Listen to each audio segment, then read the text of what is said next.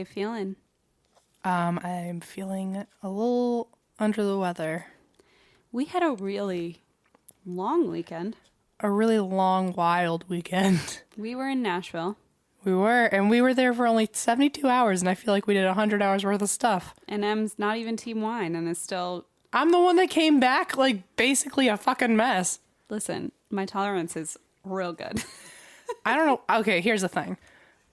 First of all, we had a fucking blast. Oh, it was so fun. It was so much fun. I did my first live show, and I made it out alive. I also did my first live show. Oh, yeah, Christine did too. Yeah, I was there. And everyone was so nice and so supportive and laughed really hard, even when I don't think I was funny. I know. So thank you so much. There were some people who were laughing at parts that I don't even remember. I really did black out a few times. We went afterward. We looked at each other like... How did we do that? Did we do it yet? Is it over? Did it even begin? What happened? And so everyone was so nice. There were so many people who wanted to take pictures with us. People gave us presents. People had us signing very weird things. We signed a onesie. We signed wine glasses. Yeah. We signed a whole lot of stuff. What a time to be alive. And we made so many friends. Oh, we made so many friends. We had a meetup where we expected like maybe 10 people to show up, and I think over 200 people came. We did a dumb thing where we got there. Well, first of all, we got there early to our own party, like big lamos, and our moms weren't even there yet. And then we stayed till fucking 4:15 in the morning. So we literally partied until 9 hours, which is why this is the voice you hear coming out of my fucking face. Listen, I'm here drinking. I'm good to go. And it's Thursday, by the way, and this was almost a week ago. And my voice still hasn't recovered. We went to cook out with some new pals that we made. Yeah, shout out to, basically, there was literally over 100 people there. And by 2 a.m, it had dwindled down to us and then 4 other people. I don't know when my mom left, but suddenly she was gone. Oh, Renata came over to me and said, "Can you make sure Christine gets home alive?" And I was like, "I don't know about alive, but I'll get her home." That's so embarrassing. And I'm too old for that. God. And so also Renata and Linda met. Oh, it was magical. Everyone applauded. It was great. Also, someone had a t-shirt with Renata and Linda's names on the shirt, and our mom's got a picture with that girl in the shirt. On the back it said #mom goals, and the next time my mom took me aside and was like, "What is a mom goals?" And I was like, all right. Well. And so anyway, by 2 a.m, we were still apparently raging. So shout out to, it was Ashley and Hunter. Mm-hmm. And Darian and Cecil, and they were all a couple. They were not. They were not all. We were all a couple together. We were 3 couples making 6 people. Yes. And we ate hush puppies together. Well, Christine got fucking toasted. Well, Christine was like, "I need to eat food right now." And so we walked over to Cookout. Ah, Jesus. Which, by the way, was something for me because I haven't had Cookout since college. Although during the meetup, someone's wife ran to Cookout to get you a milkshake. That's true. He posted a photo. 2 different people got me milkshakes at the meetup. Amazing. And then they got taken away from me at the bar. Why? Because it's apparently a health code violation to bring food out. Here's the thing. I loved the bar. It was great. But also, I almost got the bartender fired. You almost got us kicked out, Christine. I thought I did get us kicked out. Here's the thing. I climbed behind the bar and I was like, "Look at me go." And I was like, take a photo. And then I just remember this scary man yelling at our friend Glenn, who was the bartender. And poor Glenn was having a good time, but was like so overwhelmed because there were so many of y'all there. And I kept apologizing and he's like, "Stop apologizing." And I was like, "Did I get you fired?" Like I went into this dramatic drunk girl move. Oh no, you were... What did I do? Don't tell me. I don't want to know. I'm really embarrassed. Let's just say, like, I tried telling you to calm the fuck down and you refused to. And at one point I'm trying to have a conversation with you, like to explain what's happening. And you, first of all, we're not processing it. And second of all, Dad, I'm sorry. You kept saying like, "I'm good. I'm fine. I'm fine." And as you were saying, "I'm fine," one of your eyes were closed the entire time. That's what I do. That's what I do when I'm not fully conscious. I know.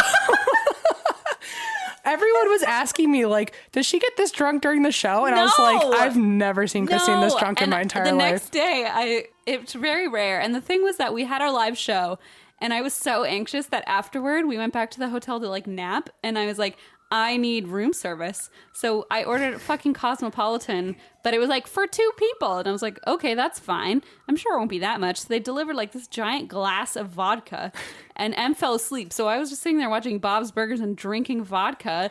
And then we had our meetup. And then So Christine is plunging Cosmos while I'm sleeping, and I wake up to her drunk ass playing the song Good Morning Starshine.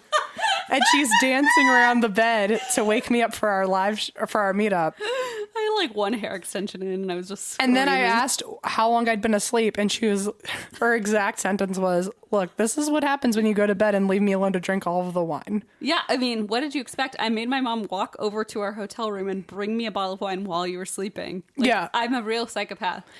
Anyway.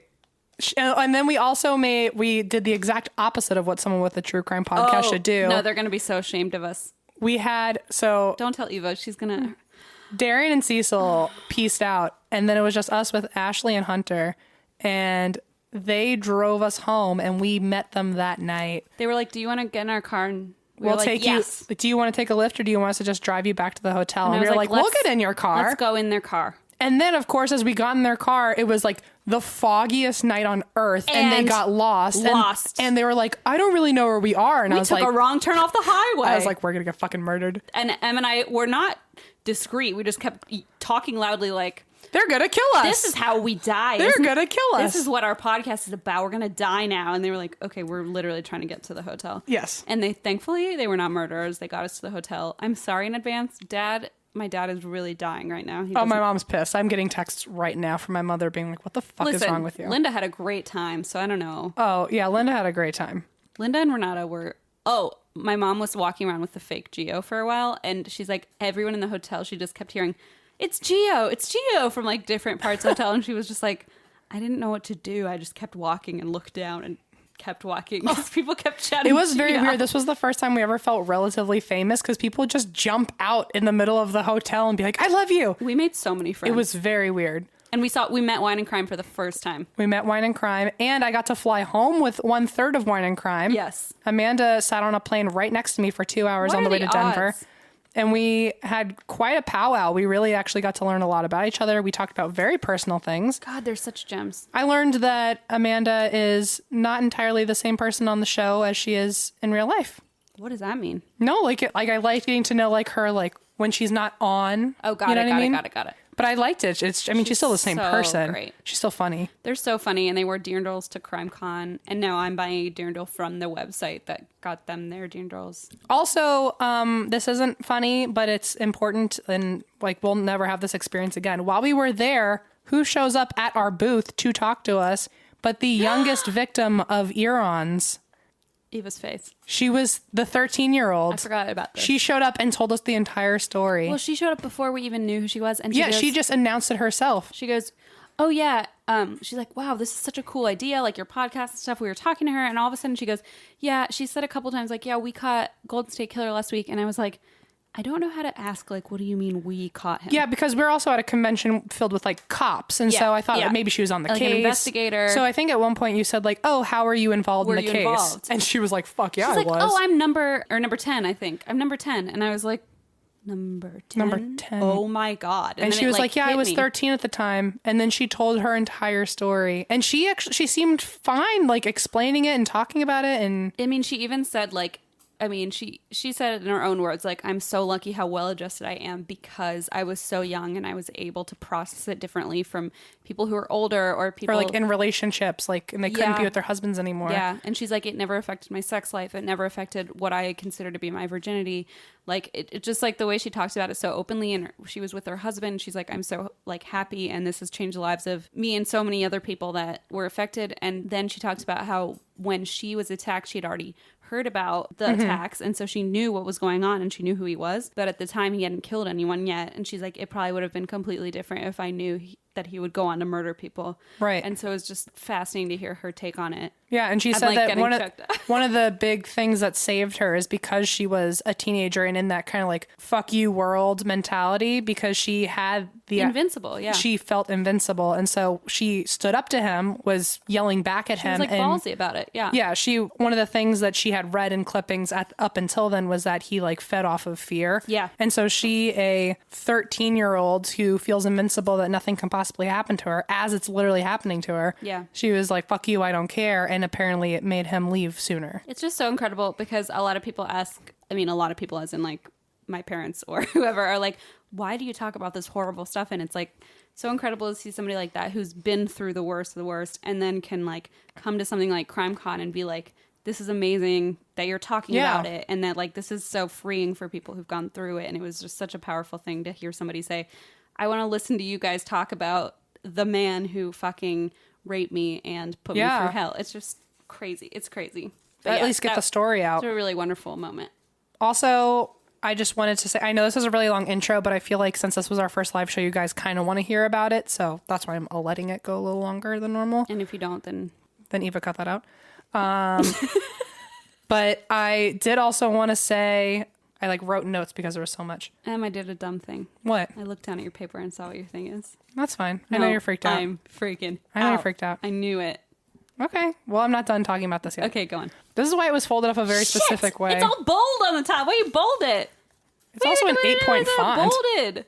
Okay, here's the thing. I got contacts. I can see it now. I did want to talk about how we barely got any sleep, but we also had so much fun. And then something you didn't get to experience because you had already come home. Because Christine took a flight before us, and then Alexander and I took our own flight home together. Yeah. So as you guys would remember if you were at the live show, Allison and her sister were staying at Christine's house while we were all gone in Nashville.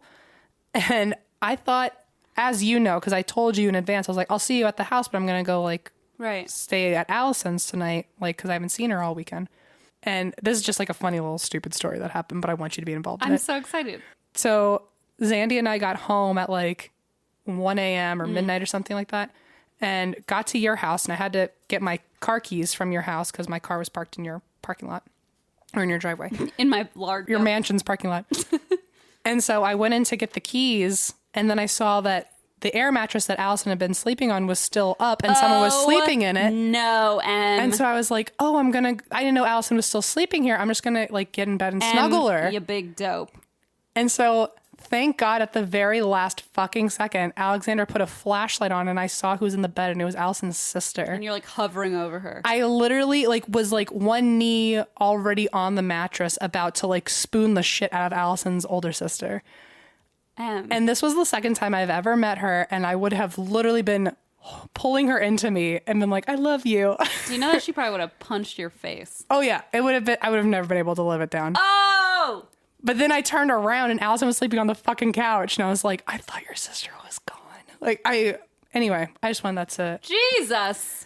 No one else got to know about that story, so... Oh, except now everyone knows. Okay, so that being said... Wait, I have things to say. Oh, Christine has things to say. Sorry, take it away. You know I always do. Okay, go. But who's going to say it otherwise? We have a birthday live show coming up, and since Em's not going to talk about it, I am. Excuse me, what was the next thing on my list?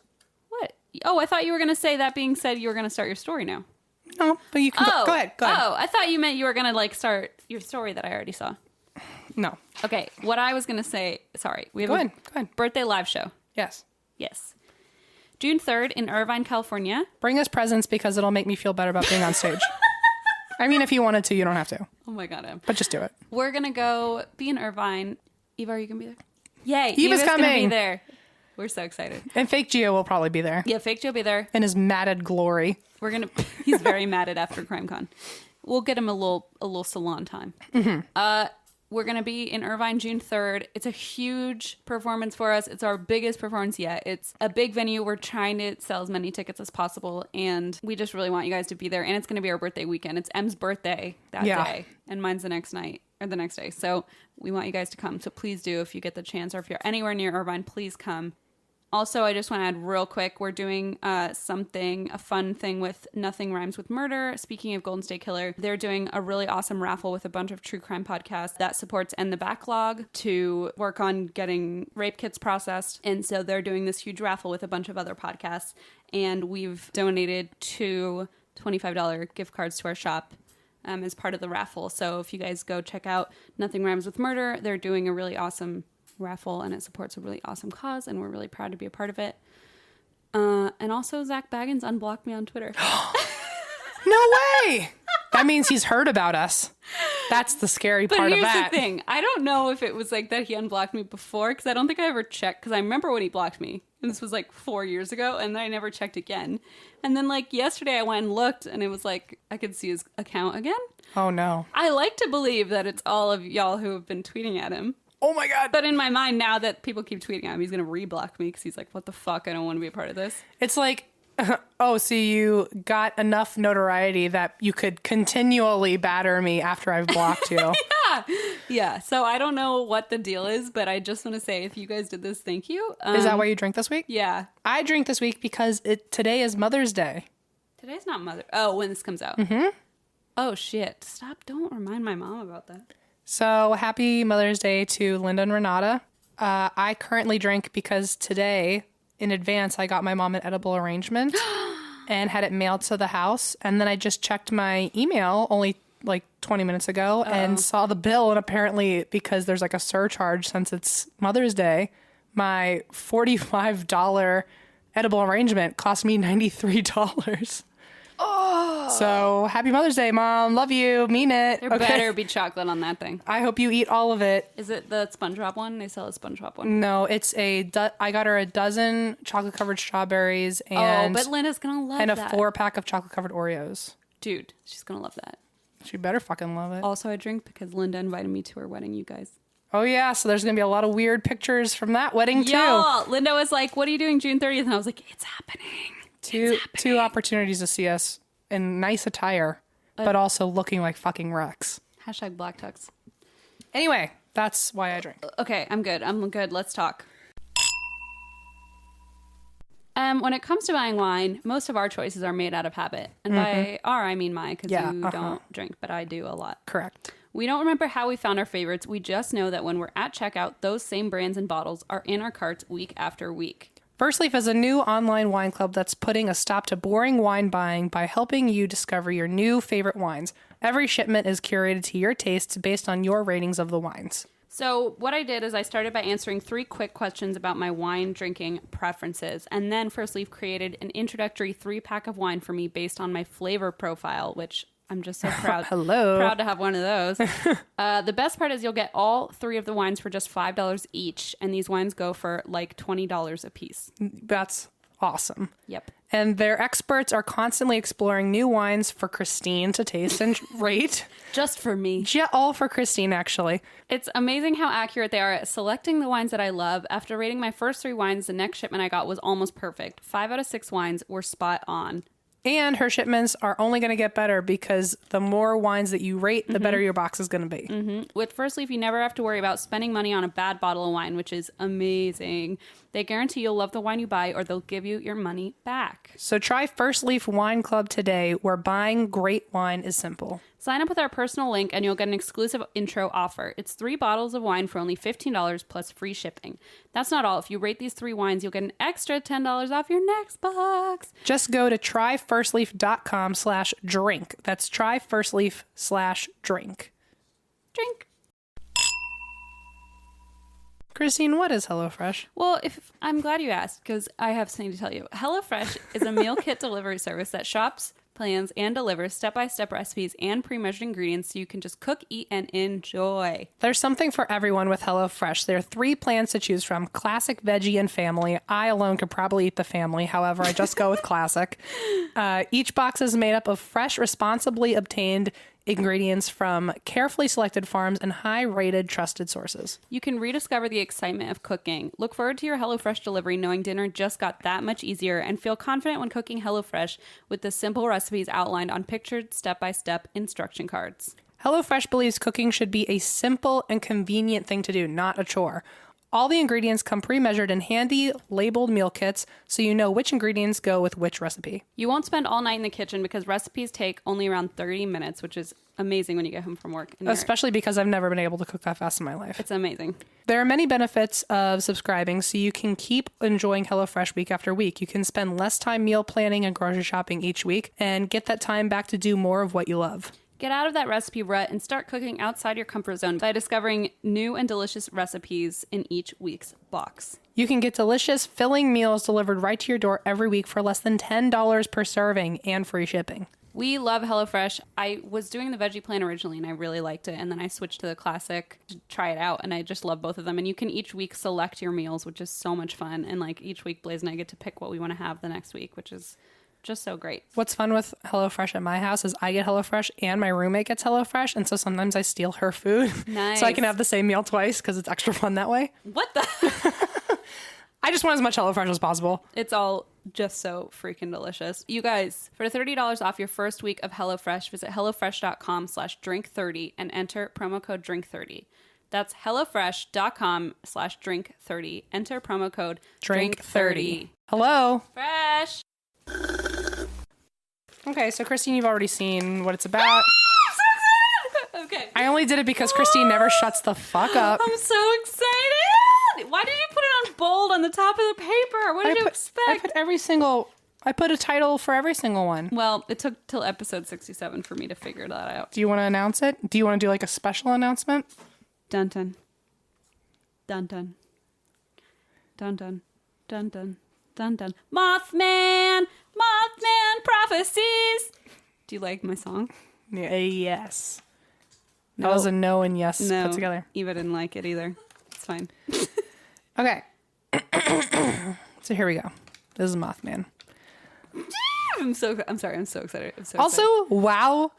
The people who are into Mothman are really fucking into Mothman. It was so hard to get this down to an amount of notes that I usually read. I cannot even imagine. When I started, I do everything on Microsoft Word because I'm fucking 8. But all of my... So do I. Oh, okay. High five. I don't know if there's like a new age way that people take notes. I was going to say I'm fucking AD because I do it on Microsoft Word. This started as like a 23-page I believe document of notes, and I had to dwindle it down to a page and a half. So I'm sure I'm missing something. Yeah, so don't be mad. Don't get mad at us because Eva doesn't want to have to read that email. Eva doesn't want to awkwardly not send it to us, but know that it was sent. Yes. So I just kind of didn't know how to organize this, so we're just going to go with how it happened. Let's go. Okay, bullet 1, apparently the most important. Mothman has been haunted. Haunted? Oh my God, what a twist. Now that is called Inception. Double entendre.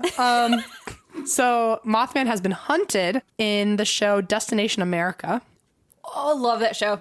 Okay, that was apparently the most important thing I had to say in this whole thing. Also, the largest, so I'm talking about the area first. Sure. So this is in Point Place, West Virginia, which... Point Pleasant. Yeah, what did I say? Point Place. Fuck me. I love that though. Point Place. Point Place. Point Pleasant, West Virginia. And the largest number of sightings have happened in an area called the TNT area, which is professionally known as West Virginia Ordnance Works. But the area was actually made up of several hundred acres of woods and concrete domes where high explosives used to be made and stored in World War II. Ew. So that's just a giant forest, like ammunition type with area. a whole bunch of like concrete domes covered in old ammunition. Very scary. I mean, exactly where someone like Mothman would be. I mean, classic Mothman. Okay, so now we're in 1966. Okay. My throat is in 1801. Okay. Okay, I don't know. And it's 3 years until the Gap is founded. Okay, got it. So in 1966, on November 12th, there were 5 men who were in a cemetery preparing a grave for burial. So I'm assuming they're like grave diggers. No, they're preparing it for burial. Grave preparers. They're not... Oh, wait, what did you say? Grave preparers. No, what did you say before that? Grave diggers. Oh, that is correct. I thought you meant grave robbers. Nope. And I'm like... They can't rob a grave that is empty. I was like, that doesn't make sense. Jesus Christ. Okay, so... Sorry, grave diggers. Yes, correct. So they saw something lifting off from the nearby trees. It was a brown winged creature, which was not a bird, and definitely humanoid. Ugh. It glided over their heads and sounded like a woman screaming. Oh, my. 3 days later... So that was its own event. The end. The end. The end of part 1. And intermission. So 3 days later, Roger and Linda Scarberry were driving in a car with their friends Steve and Mary through the area around midnight. They saw something on the side of the road, and when they pulled over to see what it was 2 large glowing red eyes on something that looked like a human that was about 7 or 8 feet tall with wings folded against its back. Jesus. The creature spread its wings and pursued them down Highway 62 to the Point Pleasant city limits. and it was flying at like 100 miles an hour. It was keeping up with their car, trying to get out as fast as possible. Because imagine seeing something that's like an 8-foot human with bat-like wings and laser red eyes just like take off. That decides to follow you. At over 100 miles an hour. No, thank you. So they apparently beat it out, or it flew away or something like that, but they didn't see it anymore. So they pulled over, discussed what they saw, and decided it was just a really big bird. Like, they were like, okay, I want to sleep tonight. Let's just say it was a bird. A coping mechanism if I ever heard one. Yeah. That's denial. Yeah. So to prove it was nothing, this is where you say, oh no. Oh, no. They drove back towards the TNT area. What a bunch of psychos. And true to form, Mothman was waiting for them beside Route 62. Oh, good. They turned on the headlights because it was standing in the middle of the fucking road, like blocking them from continually driving. They turned the headlights on, and it lifted vertically in the air without moving its wings. Like, just literally just shot straight up. No, thank you. And then disappeared. That same night at 10:30, a guy named Newell Partridge, who lived 90 miles north of Point Pleasant, he was watching TV and the screen went dark all by itself. Oh my. There was a weird pattern that came on the screen, and then he heard a loud sound outside that raised in pitch higher and higher and higher and higher until all of a sudden it just stopped. So it was just went to like radio silence. His dog Bandit began to howl out on the front porch, and so he went out to see what was going on. He turned on a flashlight in that direction and saw a human with wings and 2 red eyes staring at him. Oh. The dog, who was a hunting dog, chased it, and Newell Partridge, the guy, went back into the house for his gun, but he was so scared of what he saw that he stayed inside the house and just slept with his gun next to him. Oh, man. The next morning, he woke up and couldn't find his dog anywhere. No, Bandit! 2 days later, he read in the newspaper that there were sightings of a giant humanoid owl with red eyes and brown wings that was seen around Point Pleasant. In one of the statements, which happened to be a statement from the Scarberrys and their friends in the car. Linda Scarberry. Yep, classic Linda. Classic. One statement that they had in the newspaper was that as they entered the city limits, they saw the body of a large dog lying on the side of the road. And a few minutes later, when they went back to go see to return to the Mothman, like idiots, the dog was no longer there. So either he limped off or it got eaten or something. No. So a press conference was held because so many people saw this thing in one night. There was at least 4 people that saw it that night. That's crazy that it was literally and from so many different areas. Like, this guy was 90 minutes away from them. So it was definitely able to fly that far and be seen by multiple people. And it wasn't like he was on Snapchat and saw it and was like, yeah, me too. It was like right. Before people were virally. I mean, Snapchat was super popular in 66. So you're right. So I'm very wrong. Okay. So a press conference was held and local press began printing the story, and so many people started coming forward with previous sightings. And the headline for the first time that Mothman was ever noticed in a newspaper was "Couple sees man-sized bird ... creature ... something." What? Ew! What the fuck? That's the title of the headline? It's estimated that in the first year, over 100 sightings were reported. Although there are some unidentifiable reports, but it also includes UFO sightings that happen to be very active and heavy during that time. So Mothman could be an alien. The coloration that has been described is that he's either black, gray, or brown, although it's usually darker shades, and he's often reported to be about 7 to 8 feet tall with a wingspan of 10 to 15 feet, plus the ability to fly over 100 miles per hour. Sometimes he is described as not having a head, and the 2 huge red eyes that everyone sees are set in the chest of the body instead. Anyone who gets a close look at the Mothman seems to suffer from extreme fear and psychological distress. I fucking say. Well, yes. People say that a sense of pure evil overcomes them when they look into his eyes, and he can fold his leathery wings and walk with a weird shuffle that many witnesses compare to a penguin. Oh, dread and penguins and leathery wings. When he flies, he unfolds his wings and shoots straight up with great speed without actually flapping his wings at all. God damn it. Just levitates at 100 miles an hour. So there's a guy named John Keel who became one of the major reporters of the Mothman case. Hell yeah, John Keel. And from November 1966 to December 1967, he met at least 100 witnesses that all reported their stories. And he compiled evidence from Mothman sightings to UFO reports to anything that happened before the creature was seen the first time, to an influx in all the UFO sightings that happened that year, to basic problems throughout the town, like televisions and phones not working, lights being seen from the skies, like flashing lights in the skies, and cars stalling on Route 62 for no reason at all. So he put all that together. He also apparently came across some potential poltergeist situations in the area because there were a lot of houses that year that for some reason locked doors would open and close by themselves. There were strange bumps that were heard inside and outside of homes, and a woman scream. Oh, God. From people's yards. From the yards. One family that he talked to saw a funny red light in the sky that moved and hovered above the TNT plant where the Mothman supposedly lives. Great. They went outside for a closer look, and suddenly they heard something moving by their car. And then a quote says, "It seemed like it had been lying down. It rose up from the ground, and it was bigger than a man with terrible red glowing eyes."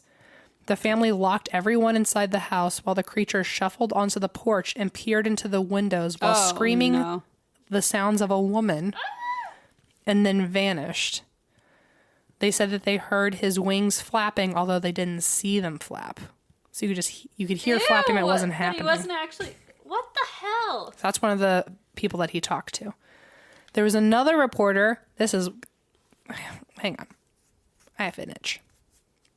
Okay. I actually was itching the same spot. Oh, yeah? Yeah. That's fun. Oh, we're twins. So, let's talk about the Men in Black. Can we? Because this is the best part.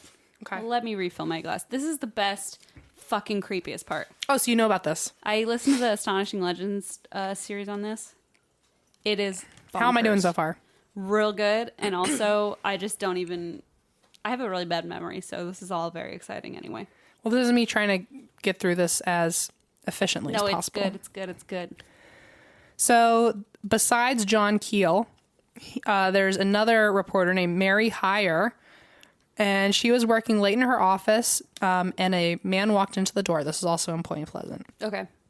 And she was collecting a lot of UFO sightings, a lot of UFO reports, a lot of Mothman reports, just everything. Anyway, a man comes into her office at the end of a day, and Mary reported that he was very short, had strange eyes, thick glasses, long black hair that was squarely cut like a bowl haircut. That's not good. And he spoke in a low voice asking for directions to Welsh, West Virginia. Do not let him inside. He had some sort of speech impediment, apparently. Okay. And he terrified her. Apparently, just his presence alone made her feel like she was going to die. Oh my God. Her quote is, "He kept getting closer and closer to me, and his funny eyes were staring at me almost hypnotically." She got the manager to come over and talk to him. And at that point, the little man, because he's super short, the little man picked up a pen from her desk. And he looked at it in amazement as if he had never seen a pen before. Stop it. He grabbed it, laughed out loud, and then ran out of the building. I'm literally freaking out right now. I don't like this at all. He ran out of the building? Just scurried off with the pen. Did he take the pen? Yeah. Oh my God, what a psycho.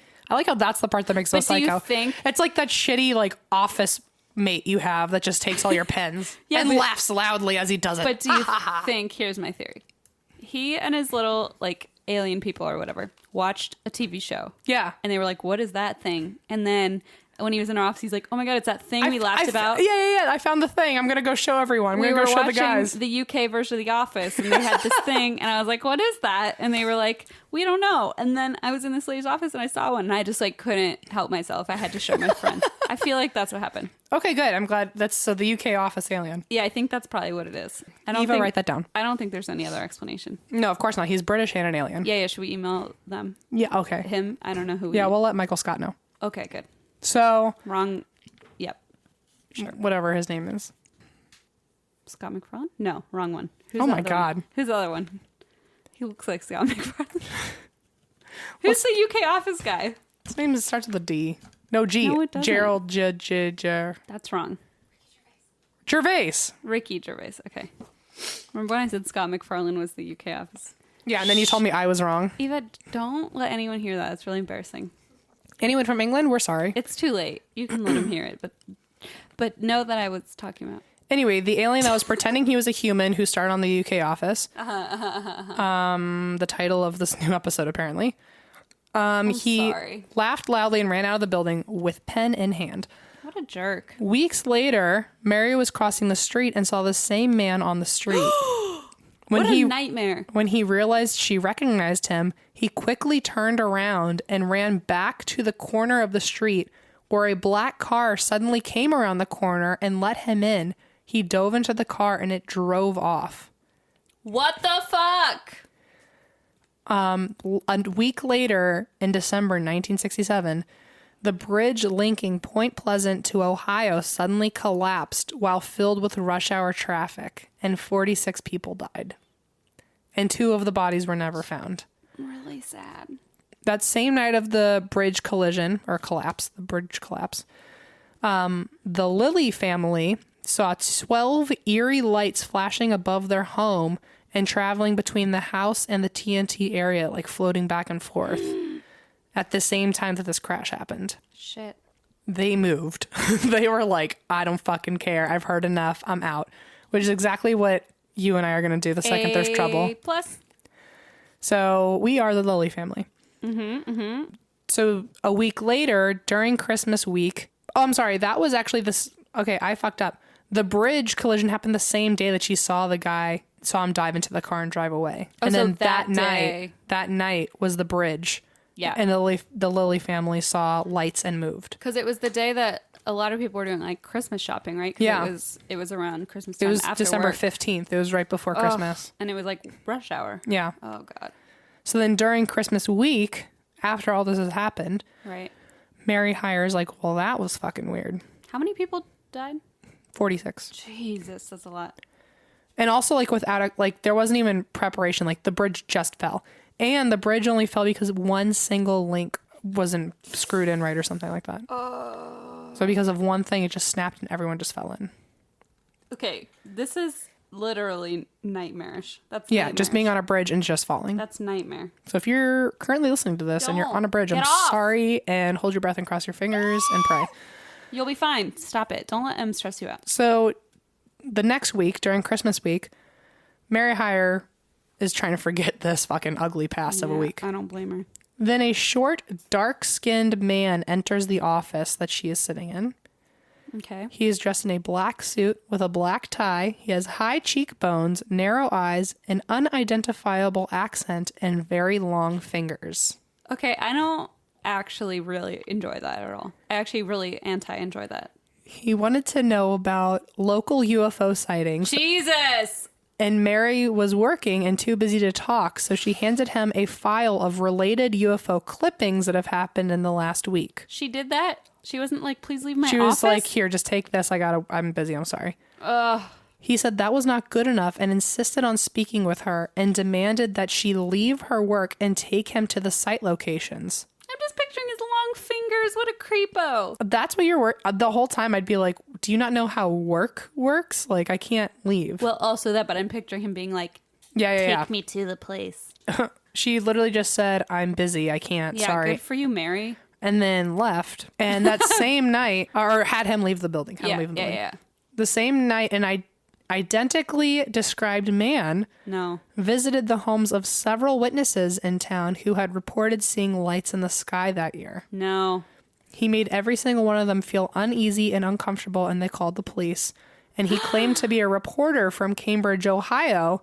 But then when someone brought up Columbus, Ohio, which was right down the road, he admitted he did not know where that was. Columbus, the capital of the state. Yes. Sure. Okay. Listen, that is terrifying. Don't open your door. If someone rings your doorbell, don't answer it. Well, a bunch of people tried calling the cops, and the cops were on like a wild manhunt looking for this guy, and no one could find him. Don't answer the door. Nothing good happens. So anyway, no one knows if he's related or not, but at the same time, like, people kept seeing this guy. That's horrifying. During the year that all these weird sightings were happening. And they don't know if, like, because there's a big theory that the Mothman is a shapeshifter, so they think that this guy might have been Mothman. Stop it. Yeah. And sometimes he's just like, I want to put eyeballs on my body. Yeah. and long fingers on my hands. And wear big wings. So post 1967, there are still reports of Mothman seen around the world, but far less. Like the most concentrated time was between November 66 and December 67. Mm-hmm. But a lot of people have tried to make guesses of what Mothman actually is. Like if you're going by logic standards. Sure. A lot of people have said it is either a heron. A heron. Like the bird? Yeah. Yeah.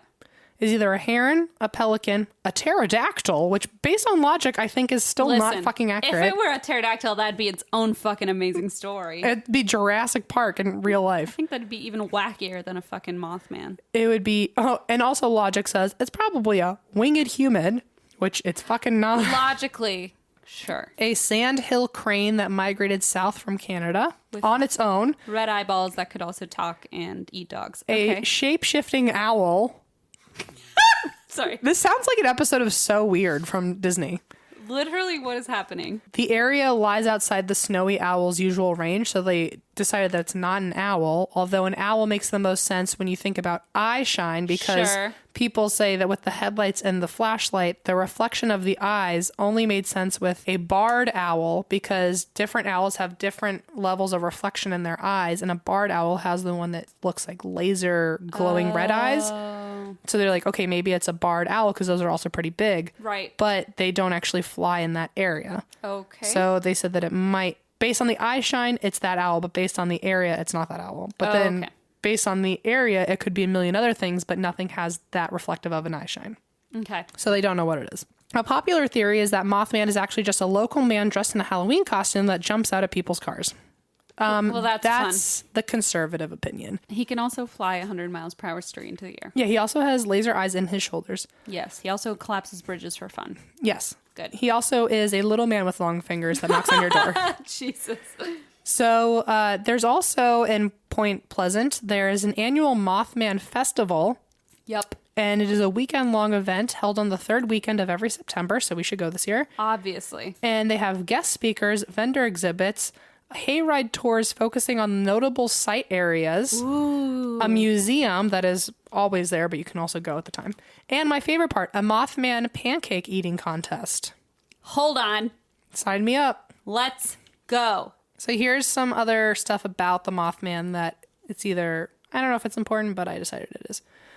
The Mothman, because people were like for forever have been trying to figure out what it could possibly be, and the Mothman has been associated with thunderbirds, which are have gray bodies and red heads, and were sighted in the same area at the same time, and apparently are important to like the native tribes that used to live there. Oh, interesting. It looks like a totem pole bird. Yeah, I know exactly the bird. Yeah, and it's also associated with the Owl Man, not just the Mothman. Because, by the way, I was like, why the fuck is it called a Mothman? And apparently it's just because it's kind of brown and no one's ever seen it. But I feel like it's because the eyes are on the body. Like that makes sense, too. Where they, like for predators, they have That's circles. True. I don't know. That makes most sense. But every single thing was like, it basically looks most like a human-sized owl. I mean, like, it's fine that I'm smarter than most people, but that's great. It's okay. You can just take it for what it is. Well, it's also not just associated with thunderbirds. It's also associated with the Owl Man, which is an identical creature that was sighted in Cornwall, England in 1976. So, like, exactly 10 years later, this thing was being seen in Cornwall, England, and was called the Owl Man. Well, I feel bad for the Owl Man. Which is more accurate. Who's getting less attention. Yeah, that's for sure. He's like, God, I came too late on the scene. The Mothman could also be dated all the way back to the Shawnee tribe. Oh, that's Ohio. Yes. I lived on Shawnee Road. Oh. Shawnee Run. Well, now everyone knows where you live. I lied. I lived off of Shawnee Run. Cherokee Run. Got it. Shawnee Run. So it could be dated all the way back to the Shawnee tribe because folklore has a character named Misignawa, which is a spirit that protects animals from hunters. Oh. So they think that it could be like a newfound reincarnation of the Misignawa, or it could, because it is big enough that it resembles its size, but actually has the description of Bigfoot. So they don't know if Bigfoot is Misignawa or the Mothman is, but one of them supposedly has something to do with the Shawnee folklore. Wow, that's interesting. It could also be Waupi, which is another story from the Shawnee tribe where a guy named Waupi wanted to be with his family, but the only way to be with his family is they had to turn into white hawks. And so they turned into white hawks and continued their life in the forest. So it could be either of those based on Shawnee folklore. Interesting, because that's the same area. Mm-hmm. Yeah. And some believe that the Mothman might actually be an angel, a demon, or a product of a blood curse placed on the town. Okay. Because in the 1770s, the Shawnee tribe, which was the most powerful tribe at the time in the area, were led by a chief named Cornstalk. He was actually named something else, but the English translation is Cornstalk. Sure. He didn't just choose that. They were like, that's what we think you're called. Yes, Cornstalk. Sure. So Cornstalk opposed war, and he told the colonists that were coming in that he didn't want to fight anyone, and if there was a war, he wanted to not be a part of it. He said he didn't want anything to do with war. Yeah. So the Indians attacked... So as soon as they found out that he wasn't a threat, but they might be able to use him, the colonists decided that they were going to kidnap Cornstalk. I fucking... Because white people are horrible. hate White people are fucking horrible. that. I fucking hate that. So they used him, took him in as a hostage. Sure they did. To piss off the Indians so that the Indians would have to fight. What is... Okay. I know. Just keep going. I hate us too. It's not my I place. hate that I'm kind of related to these people. Not my place. I'm 100%, and it makes me want to die. Okay, go on. Let me pour some wine, please. Thank you. I'm almost done. No, take your time. So the Indians attacked to rescue Cornstalk as prepared and as expected. And so the colonists, as punishment for the Indians attacking them, so they set them up They're to like, attack we want him. you to do this, and now we're gonna Punish you for exactly what we expected you to do. So the colonists decided to execute him, his friend, and his son as revenge. As revenge for them attacking him. So they like basically baited them into it. They baited them into killing themselves. and then punished. You're Yeah. right. They're like, well, not our fault. Yep. Our guilt is alleviated. So they chopped his son's head off in front of him and then shot him 8 times until he fell to the floor. I don't like that. As he was dying, Cornstalk's last words were, "I came to the fort as your friend and you murdered me. You have murdered by my side my young son. For this, may the curse of the Great Spirit rest upon this land. May it be blighted by nature. May it be blighted in its hopes. May the strength of its peoples be paralyzed by the stain of our blood." So, Wow. they think that there is a curse on the land that is now Point Pleasant. And it was actually Point Pleasant then, too. If anything, like that I mean, that's it. makes the most sense. You put a fucking curse after you murder your son. Well, so they think that the curse is actually pretty legitimate because not only was like that bridge like the only disaster that happened in the area, these are some of the other things that have happened nearby in West Virginia since that curse. This is just since 1907 too. There's other things before this. I'm just going to go through the 1900s. Okay. In 1907, the worst coal mine disaster in American history Oh my God. happened in Monongah. I'm going to fuck it up. Near Point Pleasant, West Virginia. Point place.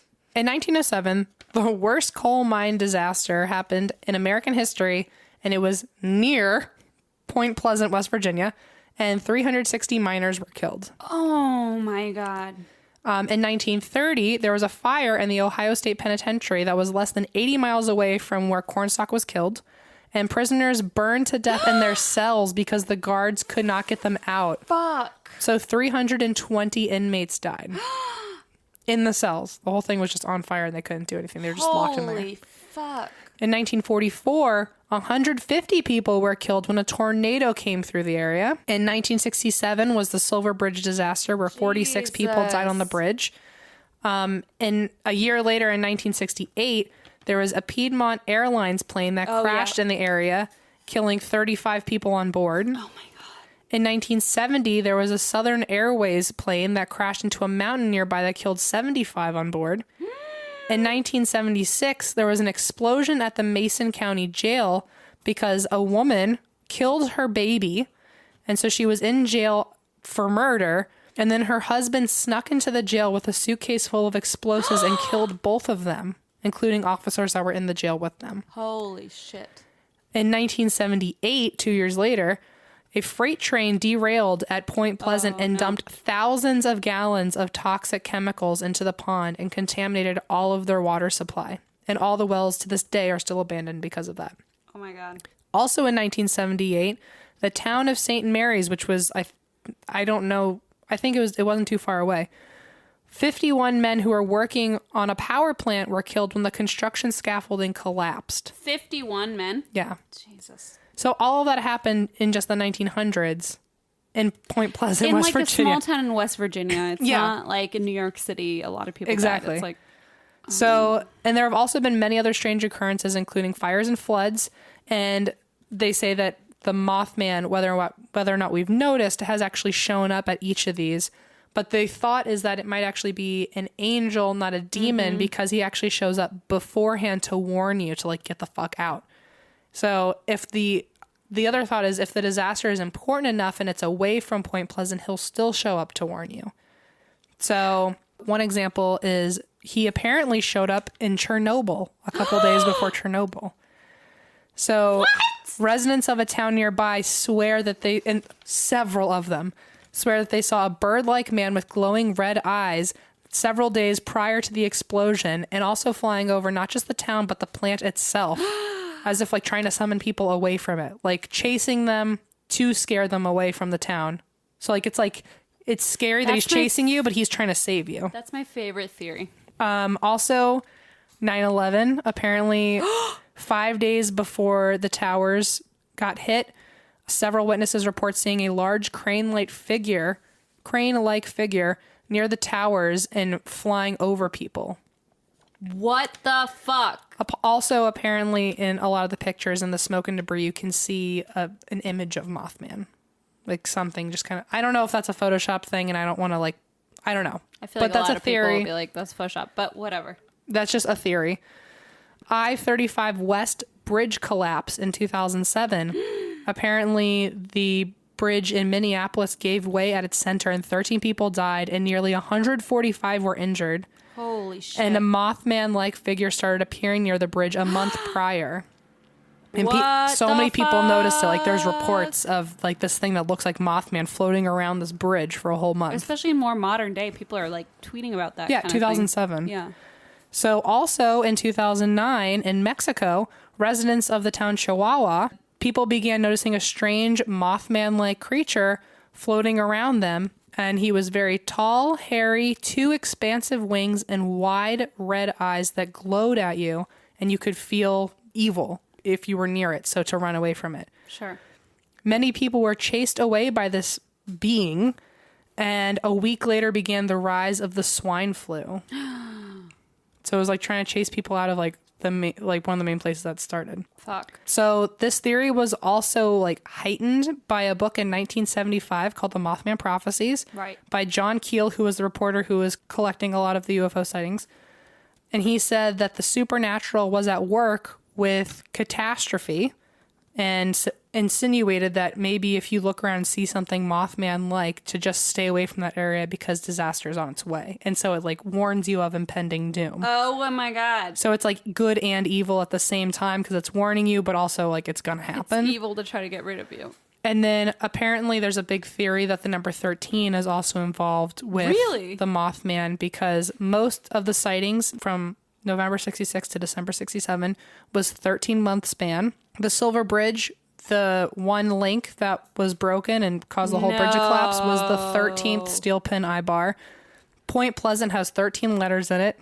TNT, the area if you look at a map, the TNT area is listed as Pond 13. Oh my God. And most of the witnesses' names have 13 letters. What? Also, a lot of the people who were involved in the case, like John Keel, ends up being hospitalized on the 13th of every month.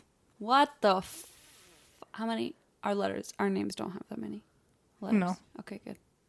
Mine is 11. Mine's 17. But so...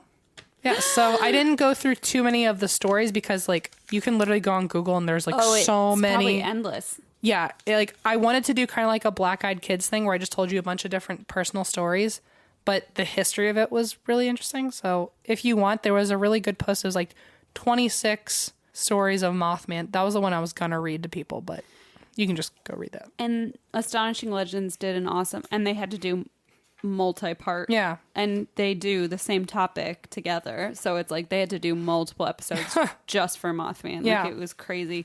But they talked about like the sightings Sorry, what's the guy? There was a guy who like would appear to people in a suit and be like, "Hello, I'm a human," and they were like, "You're not a human." Like he was the kind guys, of an the guys alien. that was Mary Hire. Yeah, and he The would, Men in Black. right? The Men in Black, and they would show up to people who had witnessed something, and be like, "Hello, I am a normal human." Yeah. It was so creepy. It really freaked me out in their episodes, but holy crap! Yep. I didn't know about all the 13 and the long-fingered dude, and oh my god, I think the long finger dude is the same "Hello, I am a human" guy. maybe, probably. So you guys know one of our favorite companies, Lola, and Lola's known for its line of period products made with organic cotton, and they have just launched a line of sex products. Woo woo! That's so much more fun than periods. SEX. Lola is a brand founded for women by women. Lola's founder saw an opportunity to create sex products made with women in mind, which is amazing, and specifically formulated to help maintain vaginal pH. The Sex by Lola line is available for one-off purchase or subscription, and you can add to your period subscription. Hey, Hey, so 2 in 1. everything is conveniently delivered to your ideal schedule on your ideal schedule. So let me tell you a little bit about their products. Go ahead, Christine, take it away. Lube. Well, the party's only begun. So their lube is a gynecologist-approved hypoallergenic formula specifically designed to help maintain vaginal pH, and it's formulated without synthetic fragrance or flavors found in other brands. Like their line of period products, you're not putting junk into your body. Got it. They also have wipes that are the first all-natural wipes made from a bamboo base and formulated with natural preservative system. Whoa. I mean, come on. Bamboo. Sexy. All these other companies need to get on it, to be quite honest with you. They're individually packaged for easy use on the go, the gym, traveling, etc., and they're gynecologist approved and hypoallergenic. So they're good for your lady bits. They also have ultra-thin lubricated condoms made of natural rubber latex and individually tested for contraception and STI protection. Their ultra-thin design in premium medical-grade silicone oil lubricant ensures a safe experience without sacrificing sensation. It's also vegan. I mean, come on. I mean, that's all I've got to say to that. I mean, come on. I love a good vegan sex utility. You've got to. How could you not? We live in LA. I was very excited to receive a box of Lola products in the mail, and Blaze was like, "What is this?" And I was like, "Surprise!" Surprise. But it's great because you really Mail and order condoms. I mean, it really literally shows up to your door the way that my Lola tampons do. It's great. They just appear and you're like, oh, great. Now I have them in my house. I don't need to go out and buy them for myself. And I don't have to worry about, junk that I'm putting into my body, which is something I'm getting increasingly more aware of. And something that Lola is helping fix for me. For 40% off your order, visit mylola.com and enter DRINK40 to get started. That's 40% off your order. That's mylola.com and enter DRINK40 for 40% off your order. For more than a year now, I've been looking at a whole bunch of different places to get a tuxedo because this is apparently wedding year. Oh, man. Where I've just got a million things going on. I've got one of my friends, her name's Ellen. I've got her wedding coming up. I've got my mom's wedding coming up. I've got Christine's wedding coming up. I mean, you say my wedding like it's just one of the others, but... And honestly, I've just been looking for the right tuxedo to wear. And honestly, black tux is just perfect because they always have new and exciting styles for the next big event. So whether you guys are going for a stylist selected outfit or building a custom look, the Black Tux has tons of new suits and tuxedos to choose from for your big spring events. The Black Tux is always changing up their looks, making it fun to try out different suits and tuxedos. Even if you have your own suit, you can switch it up with the Black Tux. It's always just a great idea. And with their new fit algorithm, Ooh. I know, you don't have to awkwardly measure yourself or ask a friend for help because the Black Tux does it for you. Plus, the Black Tux free home try-on lets you see the fit and feel the quality of your suit months before your event. That is key, by the way, I think. I think so, too. After ordering, your suit will arrive 14 days before your event. Plenty of time. And also, the returns are really simple. You can wear it, turn heads, which is what I'm going to fucking do. Yeah, probably at my wedding. And then send it back 3 days after the event, and shipping is free both ways. That's so nice. So you can stand out at your event for the right reasons with the Black Tux. To get $20 off your purchase, visit theblacktux.com/drink. That's theblacktux.com/drink for $20 off your purchase. The Black Tux, premium rental suits and tuxedos delivered. Anyway, tell me your story. All right. I as I told you, I'm quite excited about today's story. Okay, tell me. And yours was also like a winner. So we're going to have a whopping episode today. Okay. I'm going to talk about Lizzie Borden.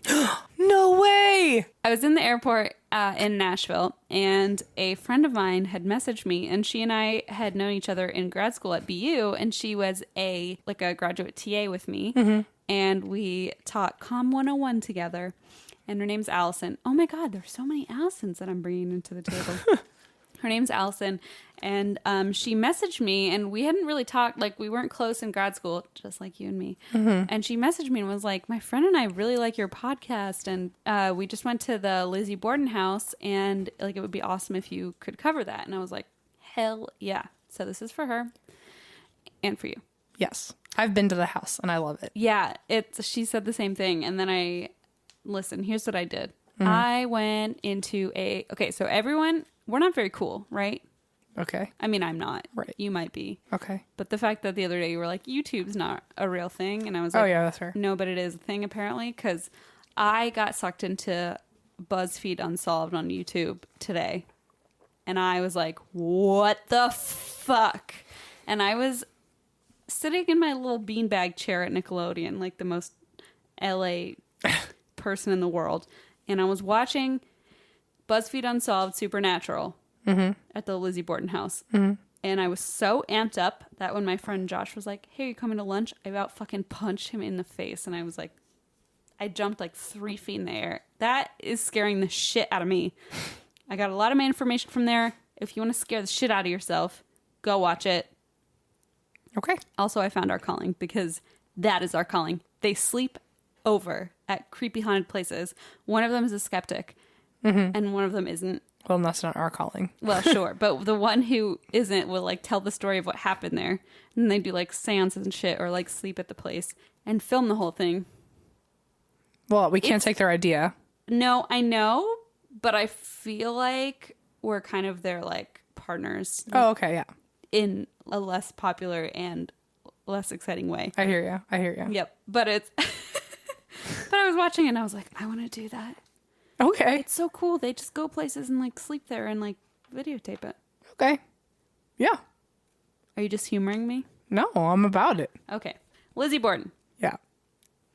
Lizzie Borden. Took an axe, gave her mother 40 whacks. After she saw what she'd done, she gave her father 41. All right. Well, you ruined my little twist. In Virginia, that's what children sing to each other. It was actually made in England. Really? Yep.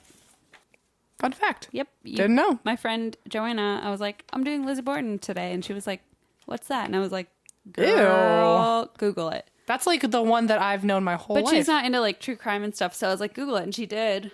And then I told her that little poem and she was like, what the hell? And I was like, listen, you people made it up. Yeah.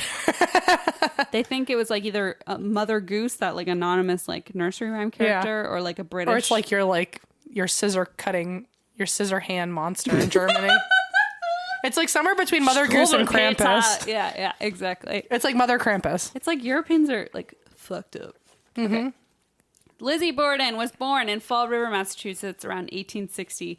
So her parents led pretty financially modest lives until her father prospered in the casket business. My favorite. Yep. I know the biz. You gotta know the biz. And became a successful property developer. At the time of his death, his estate was valued at $300,000, which today is over $8 million. I have that. That's fine. Casual. We'll just go buy it. It's like the podcasting fortune we've built. Oh, yeah. $8 million. It's like in Austin Powers, and he's like, $1 million. And they're like, that's literally no money at all. Yes, correct. But although her father was pretty wealthy, Lizzie and her family lived a pretty frugal lifestyle. So her dad was a penny pincher, quote unquote. They didn't have amenities that most wealthy people had at the time, including plumbing and electricity. So he was like very stringent about what they had at their house. Right. Lizzie and her sister Emma had a pretty religious upbringing. Lizzie herself was very involved in her local church. She taught Sunday school to children of immigrants who had just moved to the United States. And her mother died when she was pretty young. So 3 years after her mother died, her father married a woman named Abby Durfee. And Lizzie believed Abby was after her father's money. And although she called Abby mother for a while. Their relationship grew pretty strained, and she started calling her Mrs. Borden instead of Abby or Mom. So it was a little bit... It was like a transition because originally she and Emma called her Mother or Mom. Right. Or Abby. And then after a while, they started calling her Mrs. Borden. Ugh. Which is just creepy. Can you imagine calling your mom like Mrs.? Well, I wouldn't even know what last name to go with. I don't either. There's a lot of options. I tried to figure out what I should call your mom. I know. You were like, what do I call her? I'm like, Renata. Just do it. Yeah, because this was the first time I've actually met Renata this weekend, guys. Yes. It's the only constant, though. Renata, no offense, Mom, but it's the only constant because there's... It's true. I was like, do I call you Ms. Sturdivant, Ms. Schieffer, Here's Ms. the thing. Her middle Renata? name used to be Christine. Like, she named me after her own middle name.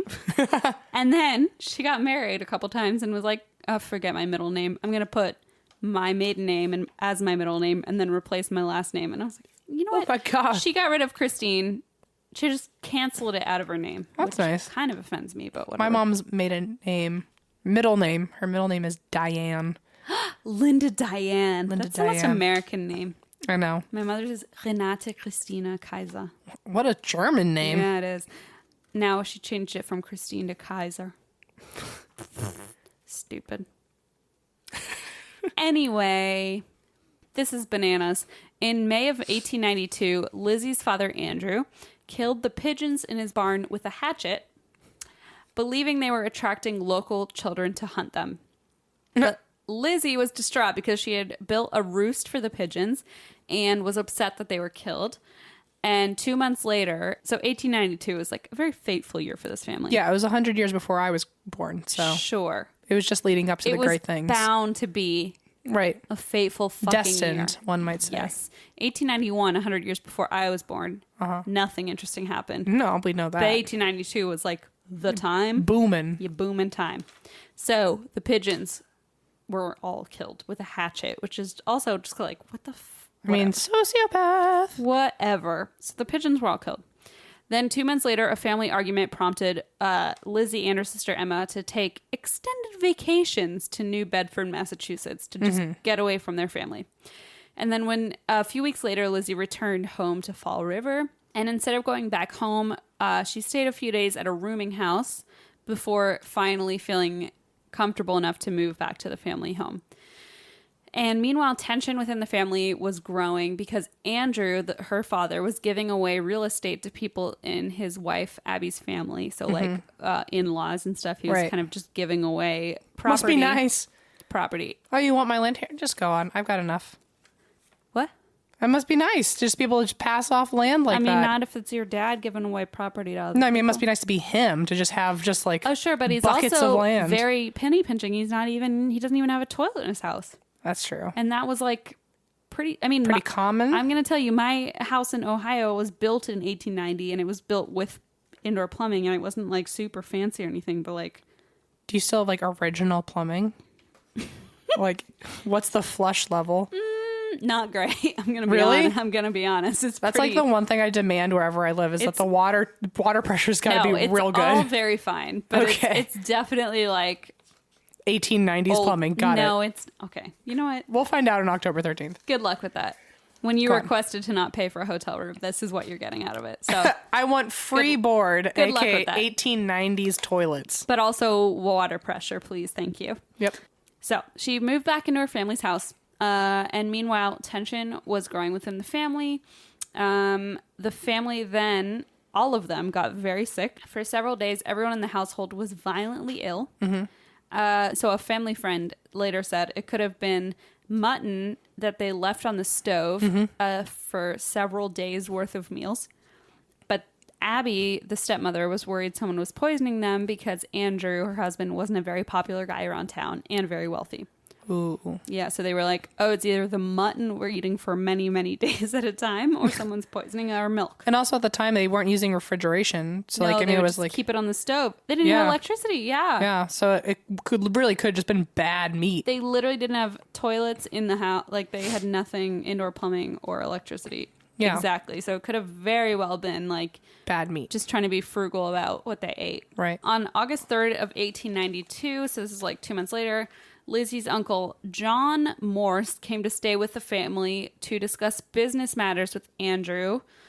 And this led to more tension within the family because he was Lizzie's mom's brother. So the mom who had died. The mom who died. So he's not technically like in the fam anymore. He's an in-law, right. So he showed up and was like, we need to talk money and business.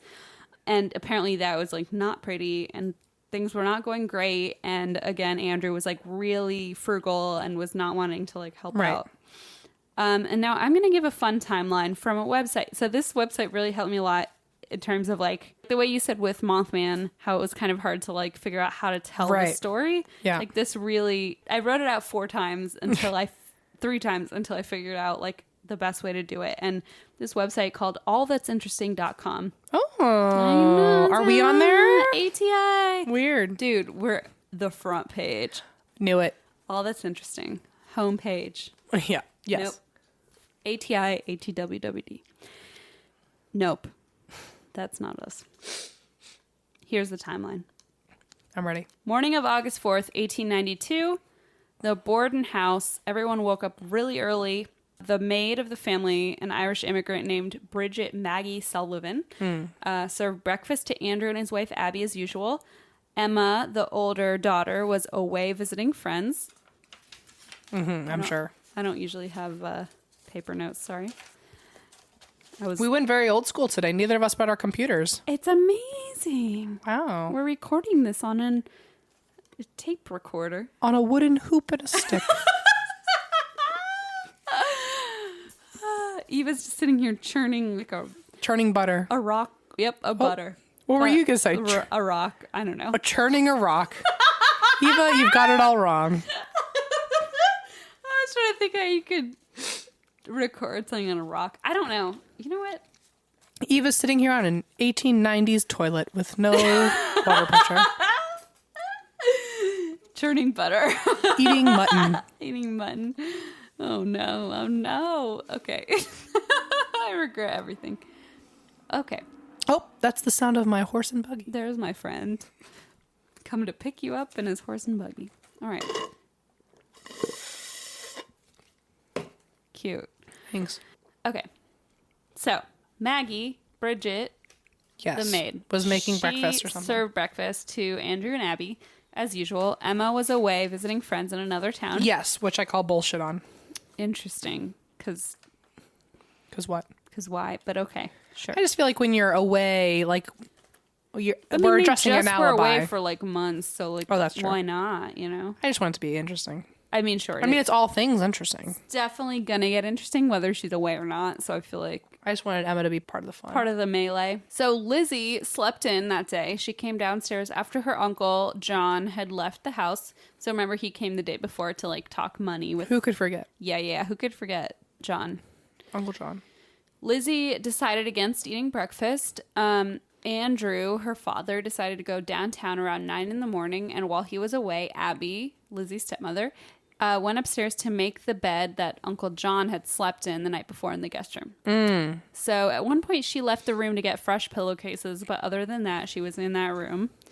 Meanwhile, Andrew, Lizzie's father, had returned home and his key didn't work, so he knocked on the front door and the maid, Bridget, let him in.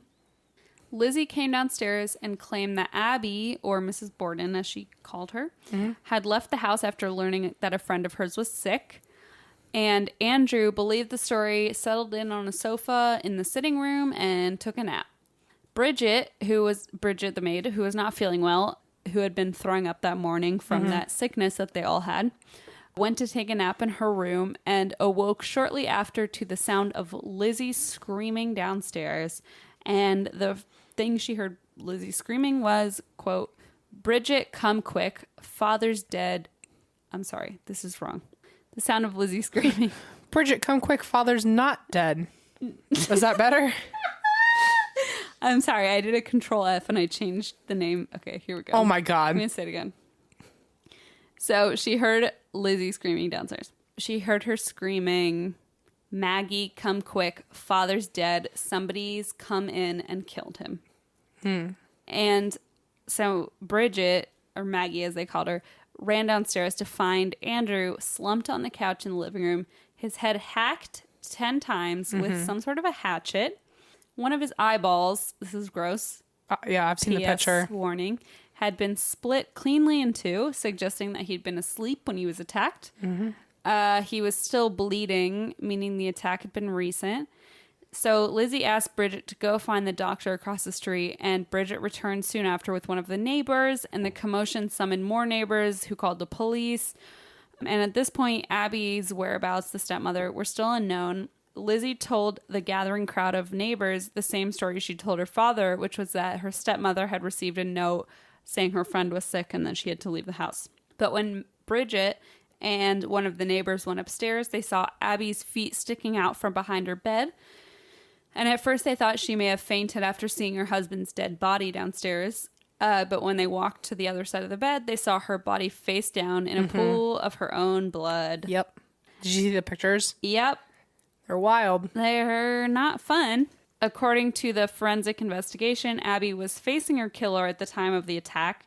She was struck on the side of the head with a hatchet, which cut her just above the ear, which caused her to turn and then fall face down on the floor. And then her killer struck her 19 times on the back of the head until she was dead with a hatchet-like object. So, they're dead. Oh, yeah. Let's discuss. Let's discuss. My friends at allthat'sinteresting.com put it this way, which I thought was very interesting. Quote, was Lizzie Borden just a sweet Sunday school teacher unfairly blamed for her parents' deaths? Yes. Or did she brutally and methodically murder her parents and get away with it? So yes to both. Oh, no, she's guilty. Oh, you think she's guilty? Oh, yeah, she's guilty. Okay, let's crack into it. Let's do that. So Lizzie's sister Emma was out of town at the time, so she's pretty much out of the picture as far as like immediate suspects go. Even though you apparently think that she was guilty, but we'll get into that later. I mean, I think of all, Lizzie is hella guilty. Okay. But so Emma's like out of it for now. Sure. As far as the police investigation goes, they were like, she's not there. So at first, the police did not suspect Lizzie. She swore she was in the barn when the attacks took place. And, you know, she was a white woman of wealth. And they were like, well, she couldn't have been Right. the suspect. So they did not question her at first. But in the days following the murders, a lot of clues began to confuse the investigation. And suspicion started to fall on Lizzie. First, they found a bloody hatchet on a neighboring farm. But that turned out to have been used to kill chickens. So that was out. Got it. Then a man had been reportedly seen wandering the property, but he had an airtight alibi. So that was canceled out.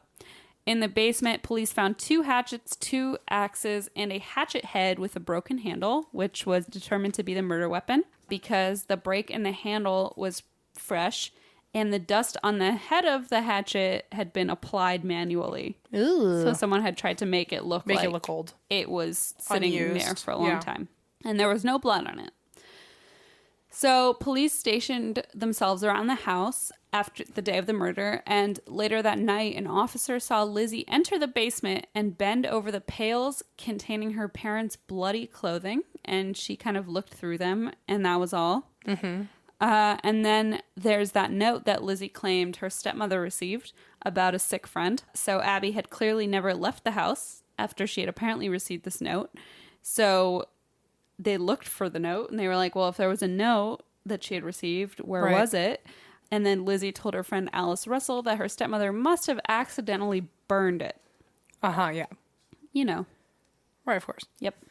Investigators also discovered that the day before the murders took place, Lizzie had tried to buy something called prussic acid, aka cyanide, from a local drugstore. But the clerk said she needed a prescription before she could purchase it. And that was later ruled inadmissible in court because it didn't directly relate and it didn't... Right. Like no one had been killed with cyanide. Right. Although maybe in the mutton. There was not. Okay. Nope. They searched it. They searched the milk. They searched the mutton. They searched their stomach contents. No poison. Got it. Which I was going to say, but I'll just throw it in now. Okay. So a few days later, so Alice Russell, the friend, who was staying with Lizzie at the time, saw Lizzie burning one of her dresses at the stove in her house.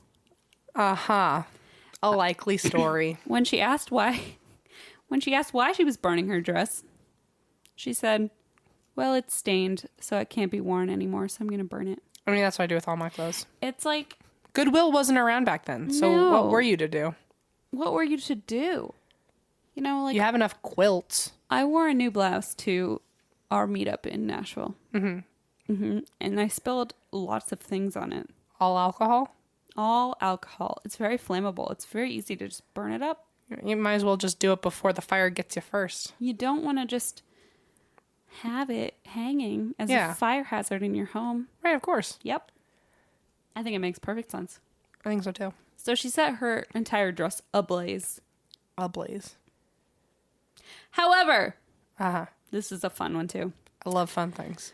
There are plenty of other theories regarding what could have happened to the bloody clothes if there were any, because the number of hatchet axe wounds to the head would have, as investigators determined, would have left a whole bloody mess on whoever had done it. Mm-hmm. And since Lizzie's dress did not have blood on it, as far as Bridget the maid had testified, this is what may have happened if there had been bloody clothes. So, Lizzie was actually menstruating that day. Oh my God. Okay, here we go. She was on her period. Right. And even while the police searched the house for clues, they actually, so she at one point carried down several bloody rags from her bedroom. And since they were, proper Victorian gentlemen, they all turned around and did not want anything to do with the menstruation situation that was going on. Out of fear, not respect, by the way, Oh, because they're gentlemen. 100%. Right. Okay. It's not like, oh, we want to respect you and your womanhood. It's like, Get away. it's like you're disgusting. Yeah. And we don't want to look at it. Move, pig. Something disgusting and Get horrible out like the that. way. Get out the way. You know? Move, bitch. Get Like out my the way. favorite song. Yes. I mean, they definitely sang that in the 1890s. Yeah. So. They had a whole, oh man, I'm picturing the dance. Oh, it's so good. So anyway, that was part of the problem, is that she was apparently menstruating and she had a lot of bloody rags and clothing that she was actually removing from the house. And Bridget the maid actually carried out a bundle of bloody clothing out of the house as part of Lizzie's, period rags. I don't know what you call them back then. Menstruation rags? I don't know. They literally used rags. Right. As, I mean, that's the phrase on the pads. rag. Yeah, on the rag, exactly. It's a really feminist supporting way to say you're on your period on the rag. I also like how you said that her menstruating was part of the problem, and I'm like, isn't it always? That seems to still be something that men will say. I mean, correct, it's always. Yeah. Correct. As someone who's currently on the rag. Oh my. What the fuck was that? What was that? Was that my phone? Yeah. But what was weird is it made the sound that my phone makes when I know, that's it sounded what scared like me. You've got mail. What the fuck? Lizzie Borden doesn't like us talking about her menstruation. Shit. My phone knows when I'm on my period. Okay, here's the thing. Tell me the thing. That scared me. I'm going to be honest. That really scared me. Okay. So she was on her period. So they were like, well, she carried out a bunch of bloody clothes. And then her lawyers were like, well, she was bleeding out of her uterus. Hoo-ha. Hoo-ha. I don't know. Sure am. Just imagine whatever they say back then. Yep. Her hoo-ha Her was... hoo-ha. Her hoo-ha was bleeding. Her So... bleeder was bleeding. I don't know. Oh my. Let's change the topic. Change the topic. Why don't we have like one of those inserts? Here's the thing. I think I'd really like to hear you keep talking about it, though. I don't want to take it back. Please keep talking. You know I'm gonna fill the void, and it's just gonna get worse. So here's the thing. This is where another fun theory comes in, that she did the crime naked. Because her clothes. So okay. So My favorite so far. Oh God damn it! But it's it's probably because it's interesting. So she could just it's interesting.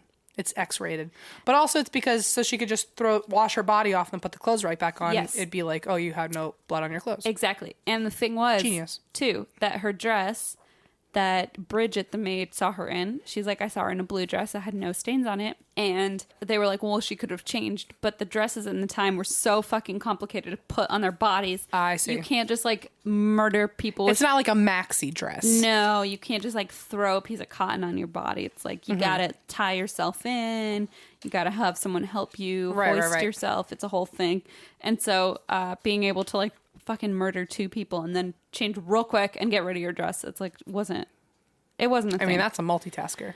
Multitasker indeed. And so that's why a lot of people think, maybe not a lot of people, but it's definitely a theory that she may have done it in the nude. Well, I'm a big fan of America's Next Top Model. I feel like that could be like one of the tests. 100%. Like, okay, you have 30 seconds to get in a very complicated outfit, murder 2 people, and do this. Take this hatchet, murder your create loved ones, a and then put on a bloodbath. corset. 45 seconds go. Change inside a bloodbath of a crime scene. And every way you do it, Tyra Banks is going to be mad. Yeah.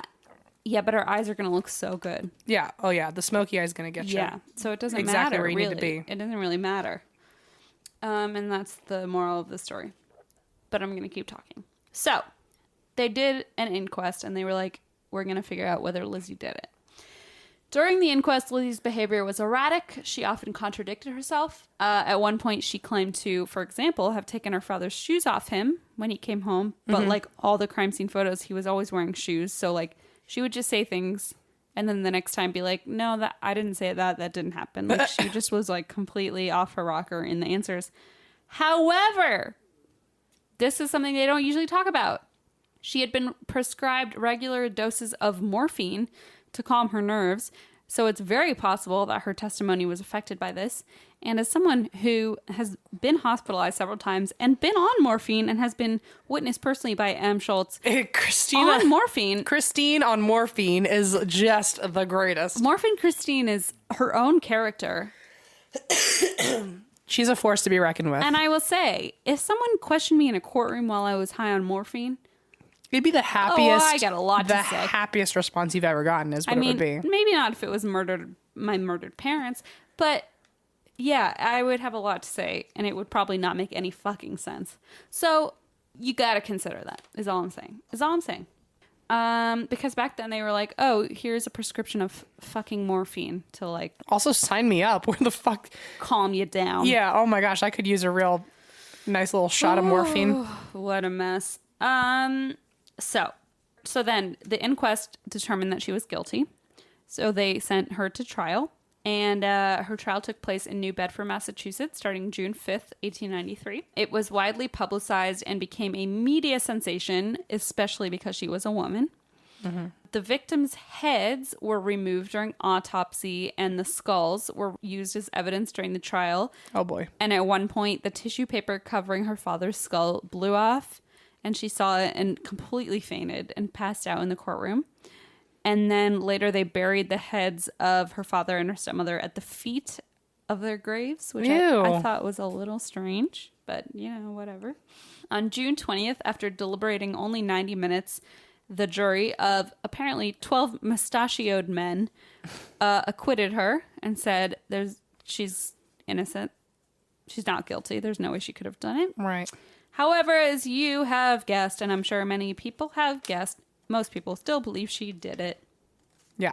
Let's get into theories real quick. After Lizzie was acquitted, no one else was charged. And here are the suspects that are still discussed to this day. So obviously Lizzie herself is the number one suspect. Although she was acquitted at trial, she remains a prime suspect. One writer has proposed that she committed the murders while in a fugue state. Because apparently, this is another theory. I don't know if this is related. I mean, it's related. I don't know if it's like the same thing, but some people argue that she, and I think this is more of a Victorian era theory, but that while she was menstruating, she would get these like seizures, and they would send her into a fugue state. Like she hysteria. Would get these like petit mal seizures, and like not hysteria, but like just a total like fugue state where she would just not remember. Just go dissociative. Yeah, and she would just have a seizure, and it would like completely disassociate her from reality. So that was one theory. Another prominent theory suggests that she was physically and sexually abused by her father, but there's little evidence to support that. But again, incest is not something they would have discussed at the time, so it's sometimes thought like maybe that's a possibility. And like obviously as far as physical evidence goes, they were not collecting that kind of evidence, so who knows? But also there really is no evidence to support that, but some people do propose that theory. And then here's another one. This is a good one. Bridget Sullivan, the maid. Some people believe that she went into a rage at being ordered to clean the windows on a hot day. I would. 110 degrees that day. Apparently, cleaning the windows was the worst possible thing to be doing. and she did not have a good relationship with the woman of the household, Abby. She was still recovering from her like flu or food poisoning or whatever. Some people think maybe she snapped. Well, I also, yeah, that's what I remember, because in the tour, you get to see everyone's rooms. You get to stand in their rooms. You get to like creepily fucking take pictures on like the things that people died on. But you get to go into the room that Maggie stayed in, Bridget. Yeah. And it's literally up in the attic. It's the smallest fucking room on earth. I mean, also heat rises, and it's like a wooden house. So you're just baking in this fucking house in heavy clothing, and it's in the hundreds. And she had severe food poisoning. Yeah. And apparently the theory is that like Abby was saying like you have to clean the windows, you have to clean the windows. And it was like imagine the worst food poisoning of your life. It's 110 degrees. It is fucking burning in your house, and you're expected to wear like really heavy, tight, constricting clothes. And all you want to do is run to the bathroom, without fucking toilets, by the way. Mm. And also your boss is demanding that you clean the windows. So that's one of the theories. And then there's sounds like hell. There's a counter to that. Okay. Because apparently 2 boys broke into the house while the police were like investigating, because they called the police, and like obviously they were like getting the bodies, and 2 little boys like broke into the attic and climbed up there, and they were later questioned, and they said like since the 2 windows were open, it was actually much cooler than the rest of the house because of the cross draft. And so they went up there and like checked the temperatures, and it was actually much cooler than people had like insinuated, like, oh well, it must be hot because it's up there. But apparently the way that the windows were open anyway, it wasn't as hot, which was just a weird thing. And a lot of people said like she had worked there for so many years, like why wouldn't they let her have a day off? Well, but like why would she suddenly be like, I'm gonna put 17 hatchet blows into your head because you're not letting me. Pent up rage. Which I get, but then also like why would Lizzie cover for you or whatever? Like it just seems like a lot. So but it is a possibility. Yes. So that is one of the possibilities. Another thought was that John, the uncle who was staying at the house, had somehow been upset about like their financial arrangement, and he and Andrew had like kind of a business together, and so he was maybe upset that like things weren't going well and snapped, and he had quote unquote axed them himself. Got it. But again, like there's no hard evidence for that, except that he rarely spoke to them after the murders. But also like I probably wouldn't either. Right. That's so scary and awful. I probably wouldn't talk to them either. So who knows? Now this is a very interesting theory. Okay. We'll talk about it. So one author named Ed McBain wrote a novel called Lizzie in 1984, and he suggested that Lizzie committed the murders after being caught in a lesbian tryst with Bridget the maid. And he basically speculated that Abby, the stepmother, had caught Lizzie and Bridget together, had reacted with horror and disgust, and that Lizzie had then killed Abby with a candlestick. And when Andrew, her father, returned home, she had confessed he had reacted the same way, so she had hatcheted him to death. And then basically Bridget covered for her. And the only reason this is kind of like supported in later years is that Lizzie was later rumored to be a lesbian. Although Bridget later married a man, which doesn't necessarily mean much in the 1920s, but yeah. Bridget allegedly gave a deathbed confession to her sister, stating that she had changed her testimony in order to protect Lizzie on the stand. Wow. And that was like before she died. That's what she said, that she had changed her testimony. I believe it. I mean, also, I'm going off of a very vague reference, but there is a Lizzie Borden movie with Christina Ricci, which... Oh, yes. By the way, like, she is exactly what I imagined Lizzie Borden to be like. And I think I could also be, like, putting it in my own head, but I think in that movie they, like, kind of hinted that there was a lesbian relationship. Where, like, they never said anything out loud, but the characters in the movie, like, looked at each other a little too long and all that. Yeah. Yeah. Apparently that movie got real shit ratings because I was going to watch it. It has really bad ratings, but if you like the Lizzie Borden story, it's still worth seeing at least once. I might watch it. Yeah. But yeah, so the only problem with that too is like, okay, so Lizzie never married. She and Emma, her sister, never married. She also later became very close friends with an actress named Nance O'Neill, who was referred to by feminists as an overt lesbian. And because of that, her sister Emma moved out of their house because she was uncomfortable with her friendship with this actress who was a lesbian. And actually, after her sister moved out in 1905, she never saw her again.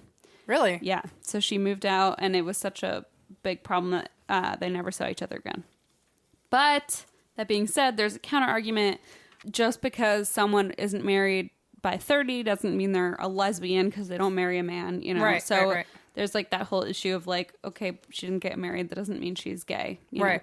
know? And just because she's gay doesn't mean she's having an affair with the maid. Right, you know? right. It's like a little bit like a lot of assumptions are layered on top. And people are creating like kind of dramatic tales out of it, which is like not necessarily. Well, I love a dramatic lesbian layered tale. I know. And it's like a fun theory, but it's also like maybe not the most politically correct. Plausible. Well, I don't know. Maybe not politically correct either, but not the most plausible or the most likely. So all in all, as far as I'm concerned, I think either Lizzie or Bridget did it because someone would have had to have hidden in the house the entire time, waiting for, you know, the dad to come home, the stepmom to come home. Right. And somehow hidden from Bridget and Lizzie if they were hiding in the house. Right. And officials after they walked in, unless they ran off, but everyone would see a bloody man running. Exactly. And Bridget and Lizzie like somehow didn't happen to see what was going on. And Lizzie also had a motive, which was that she had been angry with her parents for several days over financial issues and was also set to receive a huge inheritance from her father's will if both he and Abby were dead. So after the trial, the Borden sisters moved into a large modern house in the Hill neighborhood in Fall River, which was a super fashionable area.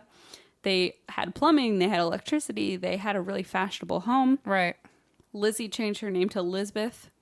And at their new house, the sisters had a staff. They had live-in maids, a housekeeper, a coachman. And because Abby, so the stepmom, was ruled to have died before Andrew, her entire estate went to Andrew. And then when he died, his entire estate went to them. So it was the timing of it that really, like, they got a huge settlement out of it. Made out basically like a bandit, They got a huge part of his estate. Yep. And then Abby's family did get, like, a big settlement out of, you know, her death. But still, they got a lot of money and a lot of property out of it. Lisbeth was ostracized by society despite her being acquitted. Right. Her name was a couple years later brought back into the public eye because she was accused of shoplifting in 1897 in Rhode Island.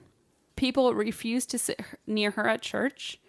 Children would ring her doorbell in the middle of the night and pelt her house with gravel and eggs. Ugh. You know. At least nowadays we just egg houses. We don't gravel them. That would gravel and suck. Eggs. I feel like eggs are worse. I feel like gravel's worse. Getting pelted with rocks? Yeah, but that's just your house. If you pelt a house with eggs, then you have to like power hose it. I'm imagining she opened the door and then they threw gravel. Okay, whatever. Well, I don't know. Who knows? Maybe Lizzie can let us know. Nope, please don't. We're getting to your favorite part. You ready? Oh, yeah. So Lisbeth got her gallbladder removed and she got sick. And she died of pneumonia on June 1st, 1927, age 66. 9 days later, her sister Emma died at the age of 76 in a nursing home in New Hampshire. So even though they had never seen each other after their split up, they died within days of each other. So the sisters, neither of them had ever married. They were buried side by side in the family plot next to their parents, which is just such an interesting concept to me that like the parents were buried, their skulls at their feet, and then the sisters stopped speaking, and then they were both buried next to each other, next to their parents that they may have killed. It's like so much drama after death. Just like packed into one little plot. Yeah. Oh my God. Imagine like, assuming they all went to heaven, not likely, but like if you imagine them like at the gates, imagine the drama before they walked in. Oh my God. Imagine the parents showing up at the gates being like, oh no. Imagine the parents being like, my fucking head isn't even on my shoulders. No. They put my head below my feet. Yeah. The fuck? the fuck is that about? Yeah. P.S. You can see their skulls on the internet. It's not okay. It's not. They're bashed in pretty bad. Yeah, they're fucked up. So Elizabeth left $30,000 to the Fall River Animal Rescue League, which today is about $567,000. Casual. She also left about $500, today $9,000, in trust to care for her father's grave. She was the source of this lovely poem that you've already referenced and that I have been repeating in my head over and over. Lizzie Borden took an axe and gave her mother 40 whacks. After she saw what she'd done, she gave her father 41. Correct. Which isn't actually accurate. No, it is not, as you have just learned from my story. Yes, just now. The Borden home is now a museum and a bed and breakfast, as my friend Allison clearly can attest to, and apparently you can as well. Yeah. You can literally, like, they let you sit on the couch that her father's head was fucking beaten into. I got some fun facts here. I've sat on the couch. Guests can tour the property, watch an annual dramatization of the events, which, by the way, I watched it, and it was kind of hilarious because it was like 2008. They used like Arial PowerPoint font to like title all the, and it was these actors so mean. I'm sorry, but it's all these actors being like, oh, like I found his body in the room, and there's all these like 2008 tourists with like Kodak disposable cameras. Oh like, my god! Click, click, click, click, and I'm like, this is so awful to watch, but it's pretty comical. It's such a mockery. I'm sure in person it's not comical. Right. Watching it on YouTube was pretty comical. But it is really horribly eerie. It's a mockery. It really is. So you can watch a dramatization on the anniversary each year. You can stay overnight in the bedrooms originally occupied by Lizzie, Emma, and their parents, and even enjoy the same exact breakfast that they ate the day they died. Yeah. So that the breakfast that Maggie or Bridget made for Andrew and Abby, you can, the next morning, if you stay there, they serve you the same breakfast. Yep. It's so fucked up. And then I read this really fun article on Jezebel.com called My Sleepless Night Alone at the Haunted Lizzie Borden B&B. Yay! I was like, this is why I wanted to study journalism back in the day. So this is the author. Okay, so the article is brilliantly written and hilarious and creepy, and you should read it. But some of the little excerpts. She explained that graphic crime scene photos are prominently displayed in the rooms. A lot of signs jokingly tell you to watch your head. I mean, come on. It's true. And the I can confirm. And the dining room china cabinet contains 2 model skulls that shows exactly how the Bordens were bludgeoned. I was going to say that earlier when you said you can see pictures of the skulls. I was like, actually, you can see like makeshift versions of their brains. Because if you go on a tour, they'll hold the skulls to show you how they like. Yeah, she was saying that when she like walked in. So she's seen one of the rooms that they said was the only room that wasn't haunted on site. But like she said, when she walked into Mrs. Borden's room, like Abby's room, that they were like, oh, do you want to lie down where she was found? Yeah, and you can take. This is where it gets like super disrespectful because like they can take. You can take photos. Well, not only that. So she didn't die on the bed. She died on the floor right next to her bed. And so they will literally ask if you want, you can lie down. Like you just said, they have pictures of all the crime scene photos. It's so fucked up. So you can, and the same carpet is there. So you can see the picture from 100 years ago and see the same carpet that you're standing on.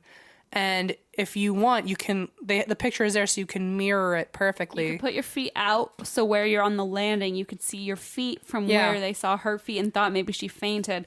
But no, she'd fucking been bludgeoned to And you death. can lie there and put your head exactly where her head was.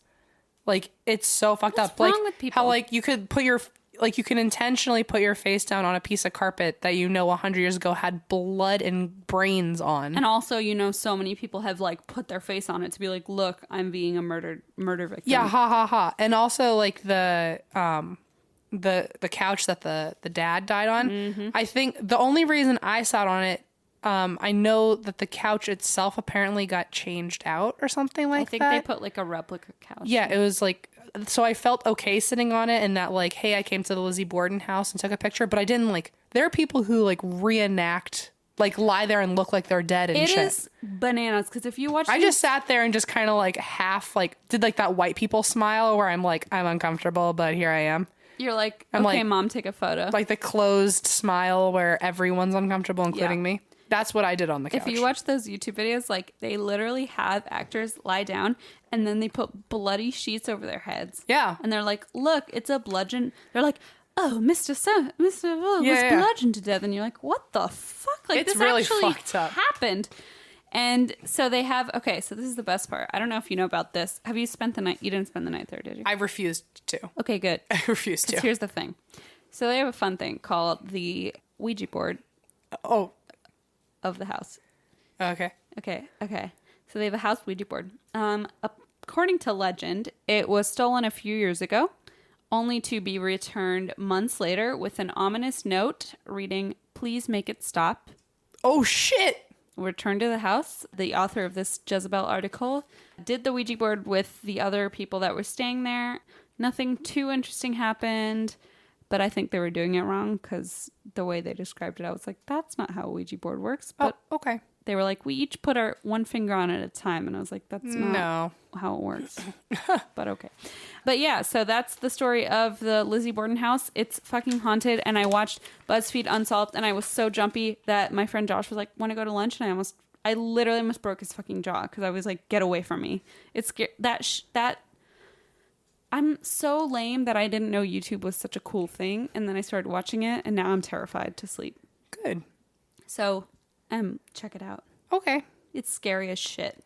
Also, you should at least go to the house at least once sometime. I will. It's worth the tour because also the girl that I went, the tour guide that I had, that was probably the most knowledgeable tour guide I've ever had in my entire life.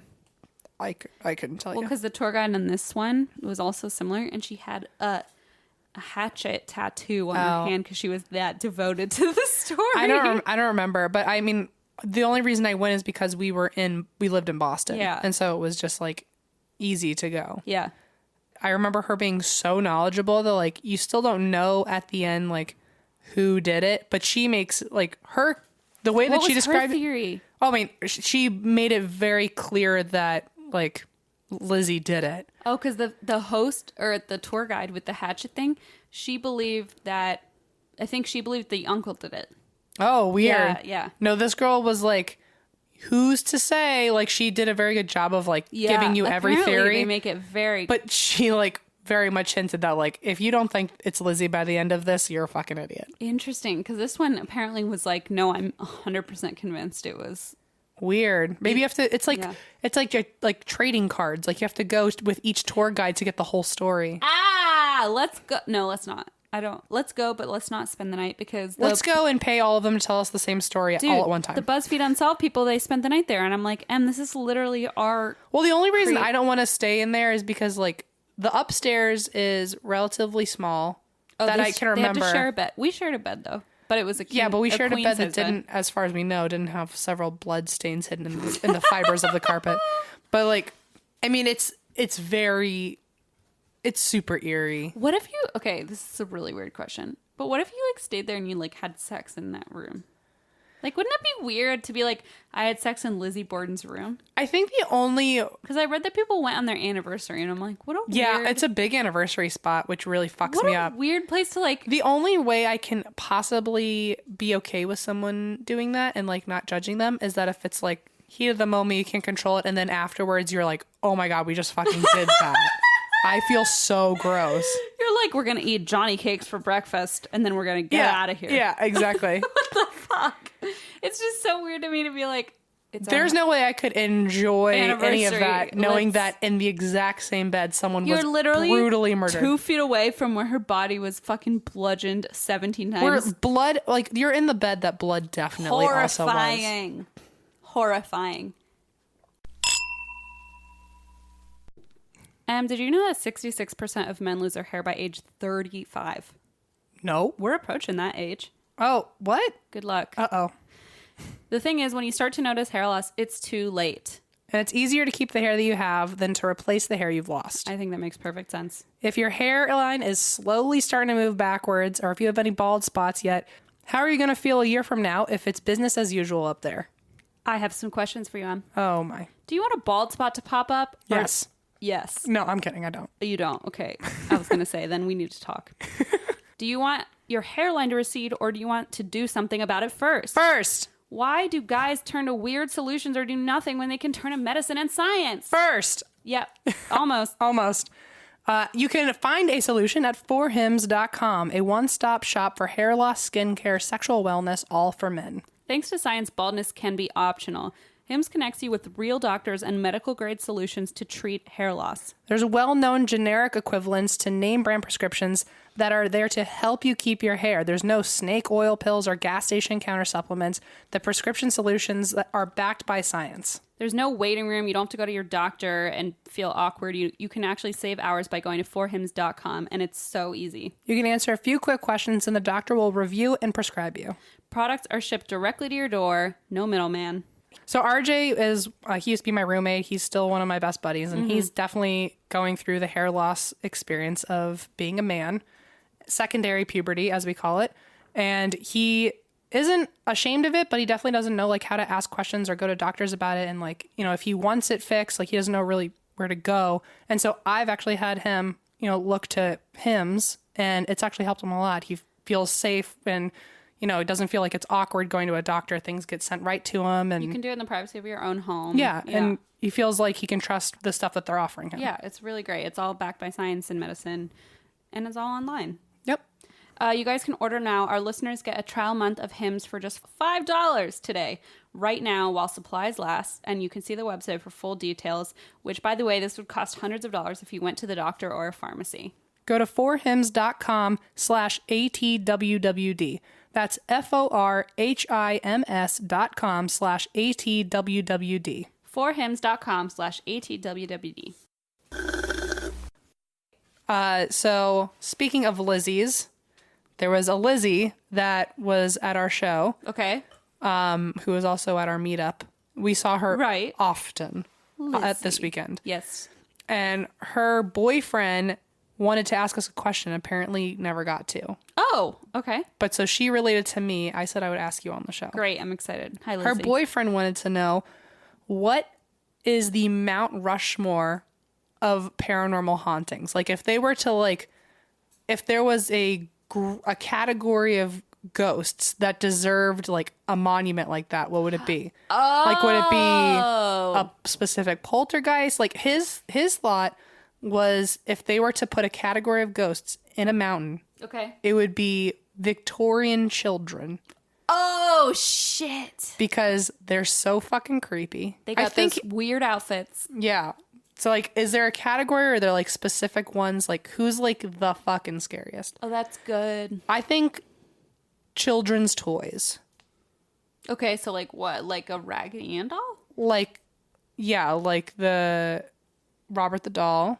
Oh no. Okay. And why can't I fucking think of her name right now? The Raggedy Ann doll. Yeah. What's her name in real life though? Oh, Annabelle. Annabelle. Like, I think dolls. Ew, a doll mountain. That's creepy. You're right. If you had to put like a category of ghosts, what would your Mount Rushmore of ghosts be? Mine would be more like people. Like, I feel like, okay, here's what I think mine would be. So it would be like the man with the hat, like that people see when they have sleep paralysis. Yeah. Okay. And then like the old hag people see when they have sleep paralysis. So sleep paralysis characters. Yes. I feel like it would be those like classic characters that people like. Dear David is like his own little rock formation. Yes. I feel like it would just be visuals that people see when they have sleep paralysis or like traumatic nightmares. Cool. Yeah. What do you think, Eva? I know, just throwing you into the... You don't have to have an answer. It would just be Slender Man all the way. Just 4 pictures of Slender Man, God, one it would by be one. Just like super skinny rocks. That's so that's actually really scary. Anyway, I wanted to end on that. Slender Man rocks. I was gonna ask you while we were at the bar, but you were too far gone. So Well, I was like, I'll ask later. I was gonna yell about Glenn and how I probably got him fired. So, yes. Sorry. #sorry Glenn. Anyway, thank you guys so much for listening to this long ass story. Sorry, Eva, for having to make you edit that. Yeah, good luck. What does it say? What's the time? 1:32. It's not bad. Oh, it's really not bad. Congratulations, Eva. It's not going to be that bad. Dude, we used to go 4+ hours. I don't know how we did that. I don't know how we did this. I don't know how we did that, is what I mean. We really like... We used to be like literally 4 hours. I would show up at 6 o'clock. We would start recording at 8, and then I would leave at 2 a.m. Easily every week. That was amazing. And then God we would do it on damn. Saturdays, so you had to edit it in one day. That was the big problem, is when I would immediately start editing and it would be like 2 a.m. and people would be like, where's the episode? And I'm like, we just finished it. We just finished recording it, actually, so good luck. Sorry. All right, we're making it worse. Okay. Okay. Tell the world about our presence in the cybersphere. Go. Jesus. Go. You can find us at Facebook, Twitter, and Instagram, ATWWD Podcast. You can also find our Patreon at ATWWD Podcast. Please donate. The reason that we're able to do things like go to CrimeCon is because you guys are able to help us get there. Thank you. Again, thank you to everyone who came to CrimeCon. That was our first live show, so you guys are all ingrained in our memory officially. We got to hug all of you. It was amazing. Especially the guy that gave us certificates. Oh, man. I got one for saying listen the most times. And I got one for having more than 50% of my makeouts end in celery in my mouth. So thank you to that guy. Beautiful. Same with Steven. You can also find our website, and that's why we drink.com. You can find our merch at and that's why we drink.bigcartel.com. You can find our email, and that's why we drink at gmail.com, where you can send in your listener stories. Chat with Eva. And we put out a new listeners episode every first of the month. Also, Eva's going on vacation, so if we don't respond really quickly, It's because Eva's gone. She's having a really fun time, so leave her alone. She's in Morocco. Okay, go. You can also find our mailing address at 1920 Hillhurst Ave, Los Angeles, California, 90027. Wait. Number 265. Correct. So 1920 Hillhurst Ave, number 265. Yes, correct. Los Angeles, California, 90027. I think, is that it? Listen, that's all we got. We just want to say hi and we love you. Also, again, happy Mother's Day. I'm going to reuse last Mother's Day's Songfinch song and send that to my mom as if it's brand new. Hopefully she's forgotten. Oh my God, we should close out on that song. Okay, Eva, are you listening? Wine and milk. How does it go? Wine and milkshakes, hurricanes and traffic race. Okay, Eva, actually just put the real song in. No, just put us singing it really loudly. Crazy happy days. Wish we weren't so far away. Friendship Like fine wine gets better over time. You're better than wine. By that I mean sometimes, because nothing's really better than wine. 22 cats we released in the wild. Now there's 22 times that amount. Maybe 22 kids who got cat scratch fever. Almost 22 years by now. We'd eat 22 pints of ice cream between us, and it would only take 22 days. And I've got 2200 reasons to thank you for being a mother so great. Wine and milkshakes, hurricanes and traffic rays, crazy happy days. Wish we weren't so far away. Friendship like fine wine gets better over time. You're better than wine. By that I mean sometimes, 'cause nothing's really better than wine. Raising 2 kids and working till evening while earning her PhD.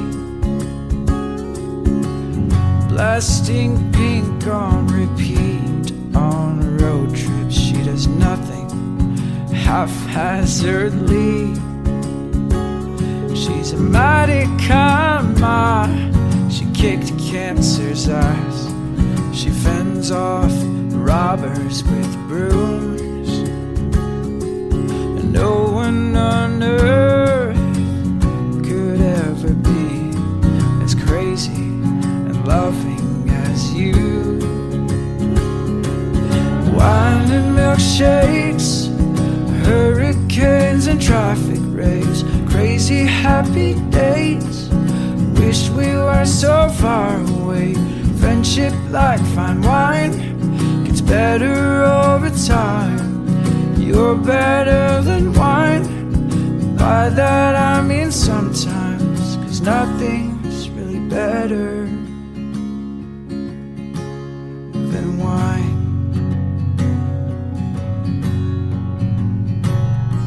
But sometimes moms are better than wine.